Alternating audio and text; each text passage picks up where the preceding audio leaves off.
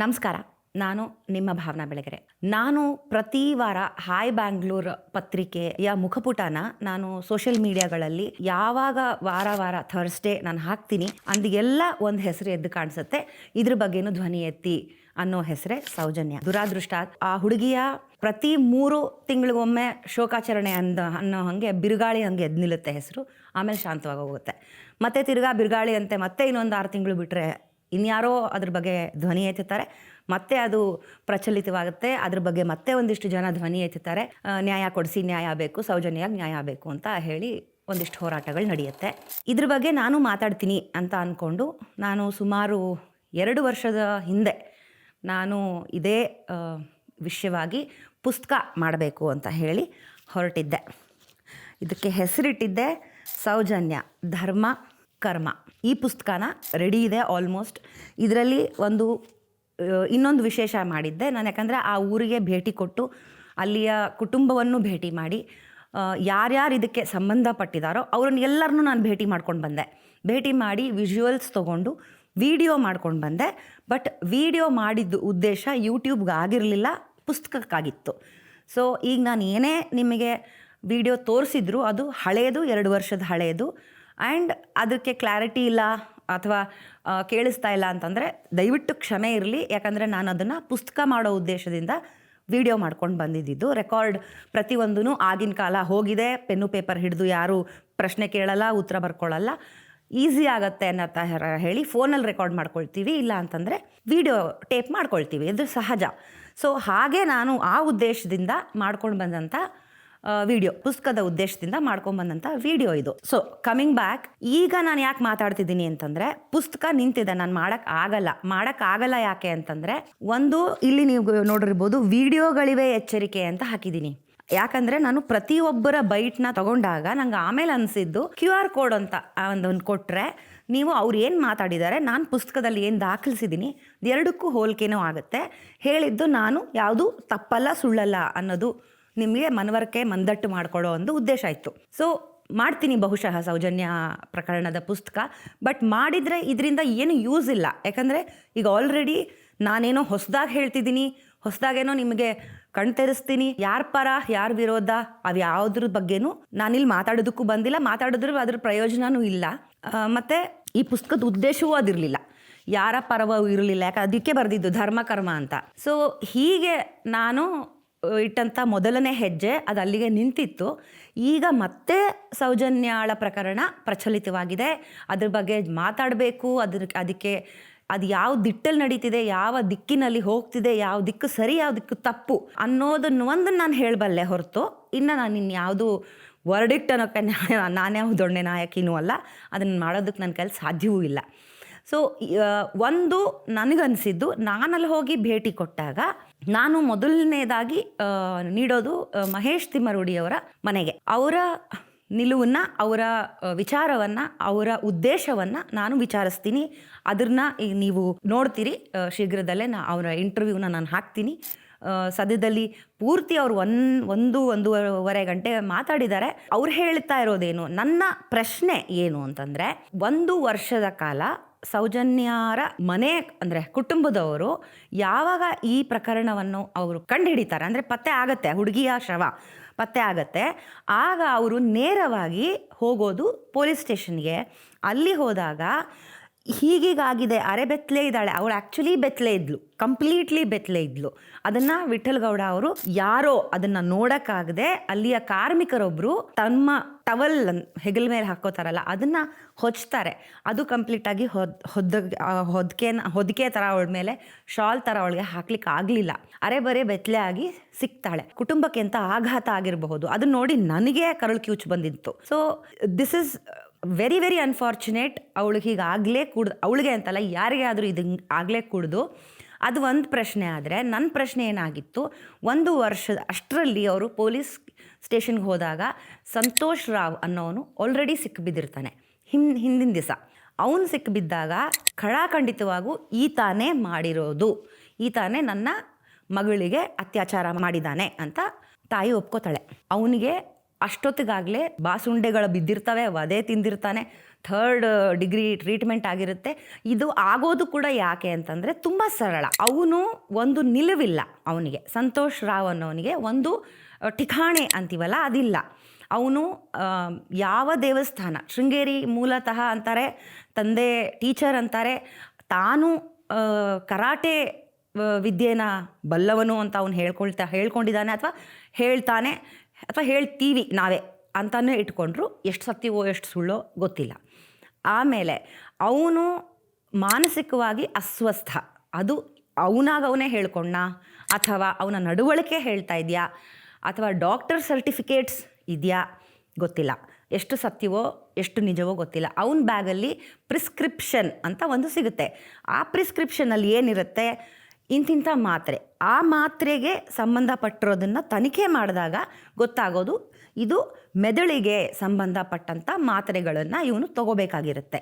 ಅವನದನ್ನು ಸೇವಿಸಿರಲ್ಲ, 10 ದಿನದವರೆಗೂ ಅವನದನ್ನು ತಗೊಂಡಿಲ್ಲ ಅಂತ ತಾನೇ ಕನ್ಫೆಸ್ ಮಾಡ್ಕೊಂಡಿದ್ದಾನೆ ಅನ್ನೋದು ಒಂದು ವರದಿ. ಆ ವರದಿಯ ಮೂಲಕ ನೋಡೋಕ್ಕೆ ಹೋದರೆ ಆ ಪ್ರಿಸ್ಕ್ರಿಪ್ಷನ್ ಕೊಟ್ಟಿರೋದು ಡಾಕ್ಟ್ರು ಎಷ್ಟು ಸತ್ಯವೋ ಎಷ್ಟು ಸುಳ್ಳೋ ಅದು ನಮಗೆ ಗೊತ್ತಿಲ್ಲ. ಅವ್ನು ನಿಜವಾಗ್ಲೂ ಮಾನಸಿಕವಾಗಿ ಅಸ್ವಸ್ಥನೋ ಅದು ಗೊತ್ತಿಲ್ಲ ನಮಗೆ. ಎಲ್ಲ ಗೊಂದಲಗಳಲ್ಲೇ ತೊಡಗಿರುತ್ತೆ. ಅವನು ಮಾನಸಿಕವಾಗಿ ಅಸ್ವಸ್ಥ ಆಗದೇ ಇದ್ದಿದ್ದರೆ ಅಲ್ಲಿಂದ ಓಡ್ ಹೋಗ್ತಿದ್ದ, ಕೆಲವ್ರು ಹೇಳೋದು. ಕೆಲವರು ಮಾನಸಿಕವಾಗಿ ಅವನು ಅಸ್ವಸ್ಥ ಆಗಿರೋದ್ರಿಂದಾನೇ ಅವನು ಅಲ್ಲೇ ಕೂತಿದ್ದ ಮಾಡಿ ಕೃತ್ಯನೇ. ಸೊ ಇದು ಗೊಂದಲವೇ, ನಮಗೆ ಗೊತ್ತಿಲ್ಲ. ಮಾನಸಿಕವಾಗಿ ಅವನು ಅಸ್ವಸ್ಥನಾಗಿದ್ನೋ ಹೇಗೋ, ಸಿಕ್ಕಿದ್ದು ಅವನು ಟೆಂಟ್ ಅಂತ ಥರ ಹಾಕ್ಕೊಂಡು ಅಲ್ಲಿ ಇರ್ತಾನೆ. ಏನು ಅವನ ಹತ್ರ ಒಂದು ಗೋಣಿ ಚೀಲ ಥರದೊಂದು ಬ್ಯಾಗ್ ಇರುತ್ತೆ, ಅದು ಬಿಟ್ಟರೆ ಬೇರೆ ಏನೂ ಇರಲ್ಲ ಅವನ ಹತ್ರ. ಅವನ ಕೆಲಸವೇನು, ಎಲ್ಲ ಈ ಥರ ಶೃಂಗೇರಿ ಮಠಕ್ಕಾಗಿರ್ಬೋದು, ದೇವಸ್ಥಾನಗಳಿಗಾಗಿರ್ಬೋದು, ಹಲವಾರು ದೇವಸ್ಥಾನಗಳಲ್ಲಿ ತಾನು ಹೋಗಿ ದರ್ಶನ ಒಂದು ಮಾಡಿಕೊಂಡು ತಿನ್ನೋಕ್ಕೆ ಊಟ, ಅವನಿಗೆ ದುಡ್ಡಿರಲ್ಲ, ಆದಾಯ ಇಲ್ಲ, ದುಡಿಯಲ್ಲ ತಾನು. ಸೊ ಅಲ್ಲಿ ಸಿಗೋ ಪ್ರಸಾದವನ್ನು ತಿಂದು ಬಂದು ಎಲ್ಲಿ ಇರ್ತಾನೋ ಅಲ್ಲಿ ಒಂದಿಷ್ಟು ಅವನು ಬೇಕಾಗಿರೋ ಅಂಥ ನಿಲುವು ಅವನು ಮಾಡಿಕೊಂಡು ಮಳೆ ಚಳಿ ಗಾಳಿಗೆ ಅನ್ನೋ ಥರ ಬಚ್ಚಿಟ್ಕೊಂಡು ಇರ್ತಾ ಇದ್ದ ಅಂತ ಒಂದು ಮನುಷ್ಯ ಅವನು. ಸೊ ಇವನೇನು ಮಾಡ್ತಾನೆ, ಈ ಕೃತ್ಯ ನಡೆದ ಮರುದಿನ ಅವನು ಒಂದು ಆ ಬಾಹುಬಲಿ ಬೆಟ್ಟ ಅಂತ ಏನು ಹೇಳ್ತಾರೆ, ಒಬ್ಬರು ಬಾಹುಬಲಿ ಬೆಟ್ಟದ ಮೇಲೆ ಕೂತಿದ್ದ ಅಂತಾರೆ. ಇನ್ನು ಕೆಲವ್ರೆ ಅಲ್ಲಿಯ ಅಂದರೆ ಡೈರೆಕ್ಟ್ ವರದಿ ಅಂತ ಹೇಳ್ತೀನಲ್ಲ, ನಾನು ಹೋಗಿ ಮಾತಾಡಿಸಿದ ವ್ಯಕ್ತಿಗಳು ಹೇಳಿದ್ದು, ಇದರೊಳಗಡೆ ಇರೋ ಆರೋಪಿಗಳು ಹೇಳಿದ್ದು, ಒಂದು ಆರೋಪಿ ಹೇಳ್ತಾರೆ, ನನಗೆ ಅವರು ಸಿಕ್ಕಿದ್ದು, ನನಗೆ ಧರ್ಮಾಧಿಕಾರಿಗಳು ವೀರೇಂದ್ರ ಹೆಗಡೆ ಅವರು ಮತ್ತು ಆ ಸಂಸ್ಥೆ ನನಗೆ ವಹಿಸಿದ ಕನ್ಸ್ಟ್ರಕ್ಷನ್ ನಡೀತಾ ಇರುತ್ತೆ ಒಂದು ಬಿಲ್ಡಿಂಗ್. ಆ ಕನ್ಸ್ಟ್ರಕ್ಷನ್ ಬಿಲ್ಡಿಂಗ್ ಮೇಲೆ ಅವನು ಕೂತಿದ್ದ. ನಮಗೆ 6 ಗಂಟೆ ಆವಾಗ ನಾವು ಕ್ಲೋಸ್ ಮಾಡಬೇಕು, ಅಂದರೆ ಇನ್ನು ಕನ್ಸ್ಟ್ರಕ್ಷನ್ಸ್ ನಡೆಯಲ್ಲ, ಮರುದಿನ ಚಾಲ್ತಿಗೆ ಹೋಗುತ್ತೆ ಮತ್ತೆ ಕನ್ಸ್ಟ್ರಕ್ಷನ್. ಸೊ ಅವನು ಇಳಿ ಕೆಳಗಡೆ ಅಂದರೆ ತಾನು ಇಳಿತಿಲ್ಲ, ನಾನು ಬರಲ್ಲ ಅಂತ ಅವನು ಎಷ್ಟೇ ಅವನಿಗೆ ಒತ್ತಾಯ ಮಾಡಿದ್ರು ಅವ್ನು ಕೆಳಗಡೆ ಇಳಿಯೋಕ್ಕೆ ಇರಲಿಲ್ಲ ಮೇಡಮ್ ರೆಡಿ. ಸೊ ಹೀಗಾಗಿ ನಾವೇನು ಮಾಡಬೇಕಾಯ್ತು, ದಬಾಯಿಸಬೇಕಾಯ್ತು, ಅವನ್ನ ಜೋರು ಮಾಡಬೇಕಾಯ್ತು. ಎಲ್ಲರೂ ಹೋಗಾಯಿತು ಮನೆಗೆ, ನೀನು ಹೊರಡು ಇಲ್ಲಿಂದ, ಯಾರು ನೀನು ಫಸ್ಟ್ ಆಫ್ ಆಲ್ ಎಲ್ಲಿಂದ ಬಂದಿದ್ಯಾ ಅಂತ ನೋಡ್ಲಿಕ್ಕೆ ಬೇರೆ ಇಷ್ಟುದ್ದ ಕೂದಲು ಬಿಟ್ಕೊಂಡಿದ್ದ, ದಿಕ್ಕು ದೆಸೆ ಇಲ್ದಿರೋ ಒಂಥರ ಇದ್ದ. ಸೊ ಅವರಿಗೆ ನನಗೆ ವಹಿಸಿರೋ ಜವಾಬ್ದಾರಿನಲ್ಲಿ ನಡುವೆ ಇಲ್ಲೇನಾದರೂ ಅವನು ಉಳ್ಕೊಳ್ಳೋಕ್ಕೆ ನಾನಿವತ್ತು ರಾತ್ರಿ ಬಿಟ್ಟರೆ ಏನಾದರೂ ಹೆಚ್ಚು ಕಮ್ಮಿ ಆಗ್ಬೋದು. ಅವ್ನು ಯಾರು ಅಂತಲೇ ಗೊತ್ತಿಲ್ಲ, ಅಪರಿಚಿತ. ಸೊ ಬೇಡ ಬಿಡೋದು, ಅವನ್ನ ಹೇಗಾದರೂ ಮಾಡಿ ಕೆಳಗಡೆ ಇಳಿಸೋಣ ಅಂತ ಹೇಳಿ ಅಲ್ಲಿಯ ಕನ್ಸ್ಟ್ರಕ್ಷನ್ ವರ್ಕರ್ಸು ಸೇರಿ, ಜೊತೆಗೆ ಸೌಜನ್ಯಾಳ ಪ್ರಕರಣ ನಡೆದು ಸಿಕ್ಕಾಕೊಂಡು ಎಲ್ಲ ಆ ಘಟನೆ ನಡೀತಾ ಇರೋದುವಾಗನೇ ಅವನು ಇನ್ನೂ ಕೆಳಗಡೆ ಇಳಿದು ಯಾಕೆಷ್ಟು ಜನ ಸೇರಿದ್ದಾರೆ, ಏನಾಗಿದೆ ಅನ್ನೋದು ಕೂಡ ನೋಡೋಕ್ಕೆ ಬರದೆ ತನ್ನ ಪಾಡಿಗೆ ತಾನು ಕನ್ಸ್ಟ್ರಕ್ಷನ್ ಬಿಲ್ಡಿಂಗ್ ಒಳಗಡೆ ಅವತ್ತು ಕೂತಿದ್ದ. ಅಂದಾಗ ನಮಗೆಲ್ಲರಿಗೂ ಡೌಟ್ ಬಂದಿದ್ದು, ಇನ್ಯಾರೂ ಅಲ್ಲ ಇವನು, ಈ ಊರು ಹೊಸಬ, ನಾವು ಈ ಮುಖ ನೋಡಿಲ್ಲ, ಪರಿಚಯನೇ ಇಲ್ಲ ಅಂದಮೇಲೆ ಇವನೇ ಯಾಕೆ ಮಾಡಿರಬಾರ್ದು, ಆದ್ದರಿಂದ ಅವನು ಯಾಕೆ ಹೆದರ್ಕೋತಾ ಇದ್ದಾನ ಕೆಳಗಡೆ ಇಳಿಯೋದಕ್ಕೆ ಅಂದಾಗ ಅಲ್ಲಿಯ 4-6 ಜನ ಇವನೇ ಮಾಡಿರೋದು ಅಂತ ಹಿಂದೆಯಿಂದ ಧ್ವನಿ ಕೇಳಿಸಿದಾಗ, ನೋಡಿ ಒಂದು ಹೇಳ್ತೀನಿ, ಹೃದಯಕ್ಕೆ ನಾಟಬೇಕು, ಹೃದಯಕ್ಕೆ ನೋವಾಗಬೇಕು, ಅದು ಚಡಪಡಿಸ್ಬೇಕು ಅಂತಂದರೆ ಹೆಣ್ಣು ಧರ್ಮ, ಮೆದುಳಿಗೆ ತಾಕಬೇಕು, ಅದಕ್ಕೆ ನೋವಾಗಬೇಕು, ಅದಕ್ಕೆ ಕೆಲಸ ಕೊಡಬೇಕು ಅಂತಂದರೆ ಹಣ ಮತ್ತು ಭೂಮಿ. ಸೊ ಇಲ್ಲಿ ಧರ್ಮ ಹೆಣ್ಣು ನೀವು ಅಲ್ಲೇ ತಗೊಳ್ಳಿ, ಈ ಕ್ಷೇತ್ರ ಅಂತ ನಾನು ಹೇಳ್ತಿಲ್ಲ, ದೇಶದಲ್ಲಿ ಯಾವ ಭಾಗದಲ್ಲಿ ನೀವು ನೋಡಿ ಹೆಣ್ಣಿನ ಬಗ್ಗೆ ಮಾತಾಡಿದ್ರೆ ಅವಳಿಗೆ ದೌರ್ಜನ್ಯ ಆದರೆ ಧ್ವನಿ ಎತ್ತದೇ ಇರೋ ಮನಸ್ಸು ಯಾವುದೂ ಇಲ್ಲ. ಅಥವಾ ಧರ್ಮದ ಬಗ್ಗೆ, ತಮ್ಮ ಧರ್ಮದ ಬಗ್ಗೆ ಯಾರಾದರೂ ಕೆಟ್ಟದಾಗಿ ಮಾತಾಡಿದ್ರೆ, ಕೀಳಾಗಿ ಮಾತಾಡಿದ್ರೆ ಧ್ವನಿ ಎತ್ತದೆ ಅವ್ರು ಇರೋದಿಲ್ಲ. ಎಷ್ಟೇ ಆದರೂ ಅದು ಎಮೋಷ್ನಲಿ ಹರ್ಟ್ ಆಗುತ್ತೆ ಜನಕ್ಕೆ. So that is very obvious, ಜನ ಅದನ್ನು ನಂಬುತ್ತಾರೆ. ನಾವು ಏನೇ ಹೇಳಿದ್ರು ನಂಬ್ತಾರೆ. ನನಗೆ ಹಿಂಗಾಯಿತು ಅಂತ ನಾನೇ ಹೇಳ್ಕೊಂಡ್ರು ನೀವು ನಂಬ್ತೀರಿ. ಯಾಕೆ? ಅವಳೇ ಆಗಿರೋಳೆ ಹೇಳ್ಕೊಳ್ತಾ ಇದ್ದಾಳೆ ಅಂತ. So it's very natural, emotional hurt ಅದು. ನಾನೇ ಆಗಿದ್ರು ಆ ಥರ ಶವ ನೋಡಿದ್ರೆ ಆಬ್ವಿಯಸ್ಲಿ ಯಾರಿಗೆ ಆದ್ರೂ ಹೆಂಗರಳು ಅಂತಾರೆ, ಗಂಡಸ್ರಿಗಾದರೂ ಹೆಂಗರಳೇನೆ ಅಲ್ವಾ. ಸೊ ಹಾಗಾಗಿ ಅದು ಬಂದೇ ಬರುತ್ತೆ. ಹೀಗಾಗಿ ಅವನ್ನ ಹಿಡಿದು ಹೊಡೆದು ಪೊಲೀಸರು ಆ ಬಾಡಿ ಅವಳನ್ನು ಸೌಜನ್ಯ ಇದ್ದಿದ್ದ ಪರಿಸ್ಥಿತಿ ನೋಡಿ ಅವನನ್ನು ಹಿಡಿದು ಬಡ್ದಾಗ ಅವ್ನು ಕನ್ಫೆಸ್ ಮಾಡ್ಕೊಳ್ತಾನೆ, ಅವ್ನು ಒಪ್ಕೊಳ್ತಾನೆ, ಹೌದು ನಾನು ಮಾಡಿದೆ ಅಂತ. ಫಸ್ಟು ತಿರಸ್ಕರಿಸ್ತಾನೆ, ಎಲ್ಲ ಮಾಡ್ತಾನೆ. ಜೊತೆಗೆ ತಾಯಿಯ ಸಪೋರ್ಟ್ ಸಿಗುತ್ತೆ. ಇವನು ಮೆಂಟಲಿ ಅನ್ಸ್ಟೇಬಲ್ ಅನ್ನೋದು ಗೊತ್ತಾಗುತ್ತೆ. ಮೇನಾಗಿ ಗೊತ್ತಾಗೋದೇನು ಅಂತಂದರೆ ಅವನಿಗೆ 3rd ಡಿಗ್ರಿ ಟ್ರೀಟ್ಮೆಂಟ್ ಕೊಡ್ತಾ ಇದ್ದಾಗಲೇ ಗೊತ್ತಾಗೋದು. ಯಾಕಂದರೆ ಇದು ರೇಪ್ ವಿಷಯ. ನೀನು ರೇಪ್ ಅಂತ ಬಂದ ಕೂಡಲೇ ಅಂಗಗಳನ್ನು ಪರೀಕ್ಷೆ ಮಾಡೋದೇ ಮೊದಲನೇ ಕೆಲಸ. ಪೊಲೀಸರು ಕೂಡ ಅದನ್ನೇ ಮಾಡ್ತಾರೆ. ಅವನಿಗೆ ಅವಾಗ ಫಿಮೋಸಿಸ್ ಅನ್ನೋದೊಂದು ಕಾಯಿಲೆ ಇದೆ ಅನ್ನೋದು ಗೊತ್ತಾಗುತ್ತೆ. ಅದು ಇಟ್ಸ್ ವೆರಿ ಆಬ್ವಿಯಸ್. ಫಿಮೋಸಿಸ್ ಕಾಯಿಲೆ ಅಂದರೆ ಇನ್ನೇನು ಅಲ್ಲ, ಸಂಭೋಗ ಮಾಡೋದಕ್ಕೆ ಸಾಧ್ಯವಾಗೋದಿಲ್ಲ ಮನುಷ್ಯನಿಗೆ. ಅರ್ಜ್ ಇಲ್ಲ ಅಂತಲ್ಲ, ಮಾಡಬೇಕು ಅನ್ನೋ ತವಕ ಹೆಚ್ಚಿರುತ್ತೆ. ಯಾಕಂದರೆ ತಡೆದಿಟ್ಕೊಂಡಿರುತ್ತೆ, ಆ ರೋಗ ತಡೆಯುತ್ತೆ ಮಾಡದೇ ಇರೋ ಹಾಗೆ. ಸೊ ಅವನಿಗೆ ಹೇಗಾದರೂ ಮಾಡಬೇಕು, ಅವನು ಆ ಸಂಭೋಗ ಆಗಲೇಬೇಕು. ಅವನಿಗೆ ಆ ತವಕ ಇರುತ್ತೆ, ಅದೊಂದು ಮೈಂಡಲ್ಲಿ ವರ್ಕ್ ಆಗ್ತಾ ಇರುತ್ತೆ. ನಾರ್ಮಲಿ ಅವನಿಗೆ ಏನೇನು ರೊಟೀನ್ಲಿ ಅಂದರೆ ಒಂದು ಮನುಷ್ಯ ದೇಹಕ್ಕೆ ಏನೇನು ಸುಖ ಬೇಕೋ ಅದು ಯಾವುದು ಸಿಗದೇ ಇದ್ದಾಗ ಟ್ವಿಸ್ಟ್ ಆಗತ್ತೆ, ತಲೆ ಕೆಡುತ್ತೆ. ಇದು ಒಂದಾಗತ್ತೆ. ಹಾಗಂತ ಅವನೇ ಮಾಡಿಬಿಟ್ಟ ಅಂತ ನಾನು ಹೇಳ್ತಿಲ್ಲ. ಇಲ್ಲಾಗೇನೇನಾಗತ್ತೆ, ನಾನು ಪೊಲೀಸರು ಈ ಥರ ಮಾಡಿ ಅವನನ್ನು ಒಳಗಡೆ ಕೋರ್ಟ್ಗೆ ದಾಖಲೆ ಮಾಡಿದಾಗ ಸಾಬೀತು ಕೂಡ ಆಗುತ್ತೆ. ತಾನು 12 ವರ್ಷ ಜೈಲು ಅನುಭವಿಸ್ತಾನೆ. ಆವಾಗಲೂ ಅವನು ಇದ್ರ ಬಗ್ಗೆ ನಾನಲ್ಲ ಅಂತ ಆಮೇಲೆ ನಂತರವಾಗಿ ಹೇಳ್ತಾ ಬರ್ತಾನೆ ಹೊರತು ತಕ್ಷಣಕ್ಕೆ ಅವನು ಹೇಳಲ್ಲ, ಒಪ್ಕೊಳ್ತಾನೆ, ಹೌದು ನಾನು ಮಾಡಿದೆ ಅನ್ನೋ ಥರನೇ ಒಪ್ಕೊಳ್ತಾನೆ. ಆಮೇಲೆ ಒಬ್ಬನೇ ಮಾಡುವಂಥ ಕೆಲಸ, ಆ ಫೋಟೋ ಆಗಿರಬಹುದು, ಆ ದೃಶ್ಯ ನೋಡಿದ್ರೆ ಒಬ್ಬ ಈಸಿಯಾಗಿ ಸಲೀಸಾಗಿ, ಅಕಸ್ಮಾತ್ ಅವನು ಕರಾಟೆ ಕಲ್ತಿದ್ದೆ ನಿಜ ಆಗಿದ್ರೆ ತುಂಬ ಸರಳವಾಗಿ ಮಾಡಬಲ್ಲ ಅಂತ ಕೆಲಸ ಅದು ಆ ದೃಶ್ಯ ನೋಡಿದ್ರೆ ಗೊತ್ತಾಗತ್ತೆ. ಆ ಸೌಜನ್ಯಳ ದೇಹ ಬಿದ್ದಂಥ ಪೊಸಿಷನ್ನು ಅವಳು ಒದ್ದಾಡಬಾರ್ದು ಅಂತ ಹೇಳಿದ್ರೆ ಅವಳ ದುಪ್ಪಟ್ಟೆಯಿಂದಾನೇ ತಗೊಂಡು ಅವನು ಮರಕ್ಕೆ ಕಟ್ ಹಾಕಿರ್ತಾನೆ. ಅದು ಒಬ್ಬನ ಕೈಯಲ್ಲಿ ಸಾಧ್ಯ ಕೂಡ, ಯಾಕಂದರೆ ಅವನಿಗಿರೋಷ್ಟು ಬಲಿಷ್ಠ ಸೌಜನ್ಯಾಳಿಗೆ ಇರಲಿಲ್ಲ, ಫಿಸಿಕಲಿ ಅಷ್ಟು ಟಫ್ ಇರಲಿಲ್ಲ ಅವಳು. ಇದು ಒಂದು ತಗೊಳ್ಳೋಣ, ಇದೊಂದು ಆ್ಯಂಗಲ್ ಅಂತ ತಗೊಳ್ಳೋಣ. ಸೊ ಇನ್ನೊಂದು ಆ್ಯಂಗಲಲ್ಲಿ ನಾವು ಹೇಳೋಣ, ವರದಿ ಬರೋ ಹಾಗೆ ಇವನಲ್ಲ ಅನ್ನೋದನ್ನು ವಾಪಸ್ ಹಿಂದೆ ತಗೊತೀನಿ ಅಂತ ಯಾಕೆ ಸೌಜನ್ಯರ ತಾಯಿ ನಿಲ್ತಾರೆ 1 ವರ್ಷದ ನಂತರ. ಇದಕ್ಕಿಂತ ಮುಂಚೆ ಇದಾಗಿದ್ದ ಕೂಡಲೇ ಹೀಗಾಗಿ ಸೌಜನ್ಯಾಳ ಶವ ಸಿಕ್ಕಿದೆ, ಅದು ಪೋಸ್ಟ್ಮಾರ್ಟಮ್ಗೆ ಅಂತ ಹೋಗಿದೆ. ಅಲ್ಲಿ ಹೋದಾಗ ಇವರು ನ್ಯಾಯ ಕೊಡಿಸಿ ನಮಗೆ ಹಿಂಗೆ ಆಗ್ಬಿಟ್ಟಿದೆ ಅಂತ ಅಂಗಲಾಚಿ ಗೋಗರ್ಕೊಂಡು ಮನಸ್ಸು ಗಟ್ಟಿ ಮಾಡಿಕೊಂಡು ಅವ್ರು ಹೋಗೋದೇ ಧರ್ಮಾಧಿಕಾರಿಗಳ ಹತ್ರ. ಅವರು ಅಷ್ಟೇ ನೊಂದ್ಕೋತಾರೆ, ಅವರು ಅಷ್ಟೇ ಬೇಸರ ಪಟ್ಕೊಳ್ತಾರೆ.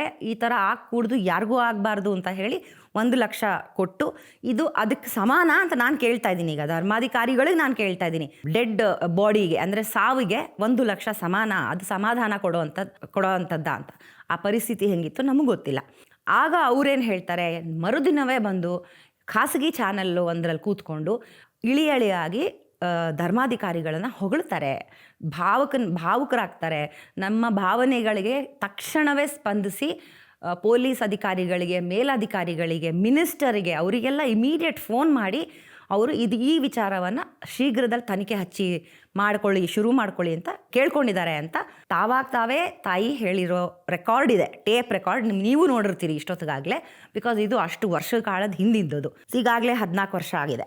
1 ವರ್ಷ ಅಷ್ಟರಲ್ಲಿ ಆ ವರ್ಷನ್ ಹೆಂಗೆ ಚೇಂಜ್ ಆಗೋಯ್ತು, ಇನ್ನು 3 ಆರೋಪಿಗಳು ಹೇಗೆ ಸಿಕ್ಕಾಕೋಗ್ಬಿಟ್ರು, ಸಂತೋಷ್ ರಾವ್ ಅಲ್ಲ ಅನ್ನೋದನ್ನು ನಾನು ವಾಪಸ್ ಪಡಿತೀನಿ, ಇವರೇ 3 ಜನ ಅಂತ ಇನ್ನೂ 3 ಜನನ ಈ ಕೇಸಿಗೆ ಫಿಟ್ ಮಾಡೋಕ್ಕೆ ಕಾರಣ ಆದರೂ ಏನಾಗಿರಬಹುದು. ಎಂಟರ್ ಆಗೋದು ತಿಮ್ಮರೋಡಿ ಆವಾಗಲೇ, ಅದಕ್ಕೆ ಅಂತ ನನ್ನ ಭಾವನೆ, ಗೊತ್ತಿಲ್ಲ. ಅಥವಾ ತಿಮ್ಮರೋಡಿಗೆ ಅನಿಸಿರಬಹುದೇನೋ, ಅಥವಾ ಅವರ ತಿಳಿದ ಮಟ್ಟಿಗೆ ಅವರ ತನಿಖಾ ವಿಚಾರಗಳಲ್ಲಿ, ಯಾಕಂದರೆ ಅವ್ರು ಹೋರಾಟಗಾರರು ಅಂತ ಹೇಳ್ಕೊಳ್ತಾರೆ, ಅವ್ರ ಬ್ಯಾಕ್ಗ್ರೌಂಡು ಇನ್ನೂ ಮಜವಾಗಿದೆ. ಅವರು ಬಾಂಬೆನಲ್ಲಿ ಒಂದು ಲೈವ್ ಬ್ಯಾಂಡಲ್ಲಿ ಕೆಲಸ ಮಾಡ್ತಿರ್ತಾರೆ, ಅದನ್ನು ಉಸ್ತುವಾರಿ ವಹಿಸಿರ್ತಾರೆ. ಅದು ರೇಡ್ ಆಗುತ್ತೆ. If I am very not wrong, ಅಲ್ಲೊಂದು ಹಾಫ್ ಮರ್ಡರ್ ಯತ್ನ ಆಗುತ್ತೆ. ಅಲ್ಲಿಂದ ತಾವು ಎಲ್ಲಿ ಸಿಕ್ಕಿ ಬೀಳ್ತೀವೋ ಅನ್ನೋ ಒಂದು ವಿಚಾರವಾಗಿ, ಅಥವಾ ಇದ್ರದ್ದು ಸಹವಾಸ ಬೇಡ, ನನಗೆ ಧರ್ಮವೇ ಮುಖ್ಯ, ನನಗೆ ಕೆಲಸ, ಹೌದು ಹೊಟ್ಟೆಪಾಡು, ನಾನು ಬಾಂಬೆಲಿ ಯಾವುದೋ ಹೋಟೆಲಲ್ಲಿ ಮಾಡ್ತಿದ್ದೆ, ಅವರು ಮಾಲೀಕರು ಲೈವ್ ಬ್ಯಾಂಡ್ ನಡೆಸ್ತಾ ಇದ್ರೆ ನಾನೇನು ಮಾಡೋಕ್ಕಾಗತ್ತೆ ಅಂತ ತಿಮ್ಮರೋಡಿ ಅವ್ರ ಪ್ರಶ್ನೆ ಆಗಿದ್ದರೆ ಅದಕ್ಕೆ ನಾನೇನೂ ಉತ್ತರ ಕೊಡ್ಬಡ್ಲಾರೆ, ಅದು ಅವ್ರವ್ರ ಕೆಲಸ ಅವ್ರವ್ರ ಹೊಟ್ಟೆಪಾಡು ಅಂತಾನೆ ಇಟ್ಕೊಂಡ್ರು ಅವರು ಅಲ್ಲಿಂದ ಬಾಂಬೆಯಿಂದ ವಾಪಸ್ಸು ತಮ್ಮ ಊರಿಗೆ ವಾಪಸ್ ಬರ್ತಾರೆ. ಅವರು ಇಲ್ಲಿ ಬಂದಾಗ ವಾಟ್ ನೆಕ್ಸ್ಟ್ ಈಸ್ ಓನ್ಲಿ ಅವರೇನಾಗ್ತಾರೆ, ಆಕ್ಟಿವಿಸ್ಟ್ ಅಂತಾರೆ, ಕಮ್ಯುನಿಸ್ಟ್ ಅಂತಾರೆ, ನಾನು ಹೋರಾಟಗಾರ ಅಂತಾರೆ, ಎಲ್ಲವುದನ್ನು ಧರ್ಮಕ್ಕೆ. ಯಾಕಂದರೆ ಇಲ್ಲಿ ಏನಾಗತ್ತೆ, ಒಂದು ಅಪ್ಪರ್ ಕಾಸ್ಟ್ ಲೋವರ್ ಕಾಸ್ಟ್ ಅನ್ನೋದು ಬಂದ್ಬಿಡುತ್ತೆ. ಜಾತಿ ಅಂತ ಬಂದ ಕೂಡಲೇ ಮತ್ತೆ ತಿರ್ಗಾ ಎಮೋಷ್ನಲ್. ಇದು ಈ ಥರ ರೊಟೇಷನ್ ಸ್ಟಾರ್ಟ್ ಆಗ್ತಾ ಹೋಗುತ್ತೆ. ಇವರ ಫ್ಲ್ಯಾಗ್ನ, ತಿಮ್ಮರೋಡಿಯ ಫ್ಲ್ಯಾಗ್ನ ಊರಬೇಕು ಅಂತಂದರೆ ಧರ್ಮವೇ ಬರಬೇಕಲ್ಲಿ. ಇಲ್ಲಿ ಧರ್ಮಾಧಿಕಾರಿಗಳನ್ನೇ ಅವ್ರು ಎದುರು ಹಾಕೋಬೇಕು, ಧರ್ಮಸ್ಥಳನ್ನೇ ಎದುರು ಹಾಕ್ಕೊಳ್ಬೇಕು, ಅವರು ವೀರೇಂದ್ರ ಹೆಗಡೆ ಅವ್ರನ್ನೇ ಎದುರು ಹಾಕೋಬೇಕು. ಅವರಿಂದ ಏನಾದರೂ ಸಪೋರ್ಟ್ ಸಿಕ್ಕಿದ್ರೆ ಇದು ಯಾವುದೂ ನಡೀತಿರ್ಲಿಲ್ಲ ಬಹುಶಃ. ಯಾವುದು ಸೌಜನ್ಯ ಅಂತಿಲ್ಲ, ಎಷ್ಟೋ ಪ್ರಕರಣಗಳಾಗೋಗಿದ್ದಾವೆ. ಇಲ್ಲಿ ಎದ್ರಾ ಭದ್ರ ಜಿದ್ದಿ ನಡೀತಿರ್ಲಿಲ್ವೇನೋ ಅನ್ನೋದು ಇನ್ನೊಂದು ನನ್ನ ಆಲೋಚನೆ.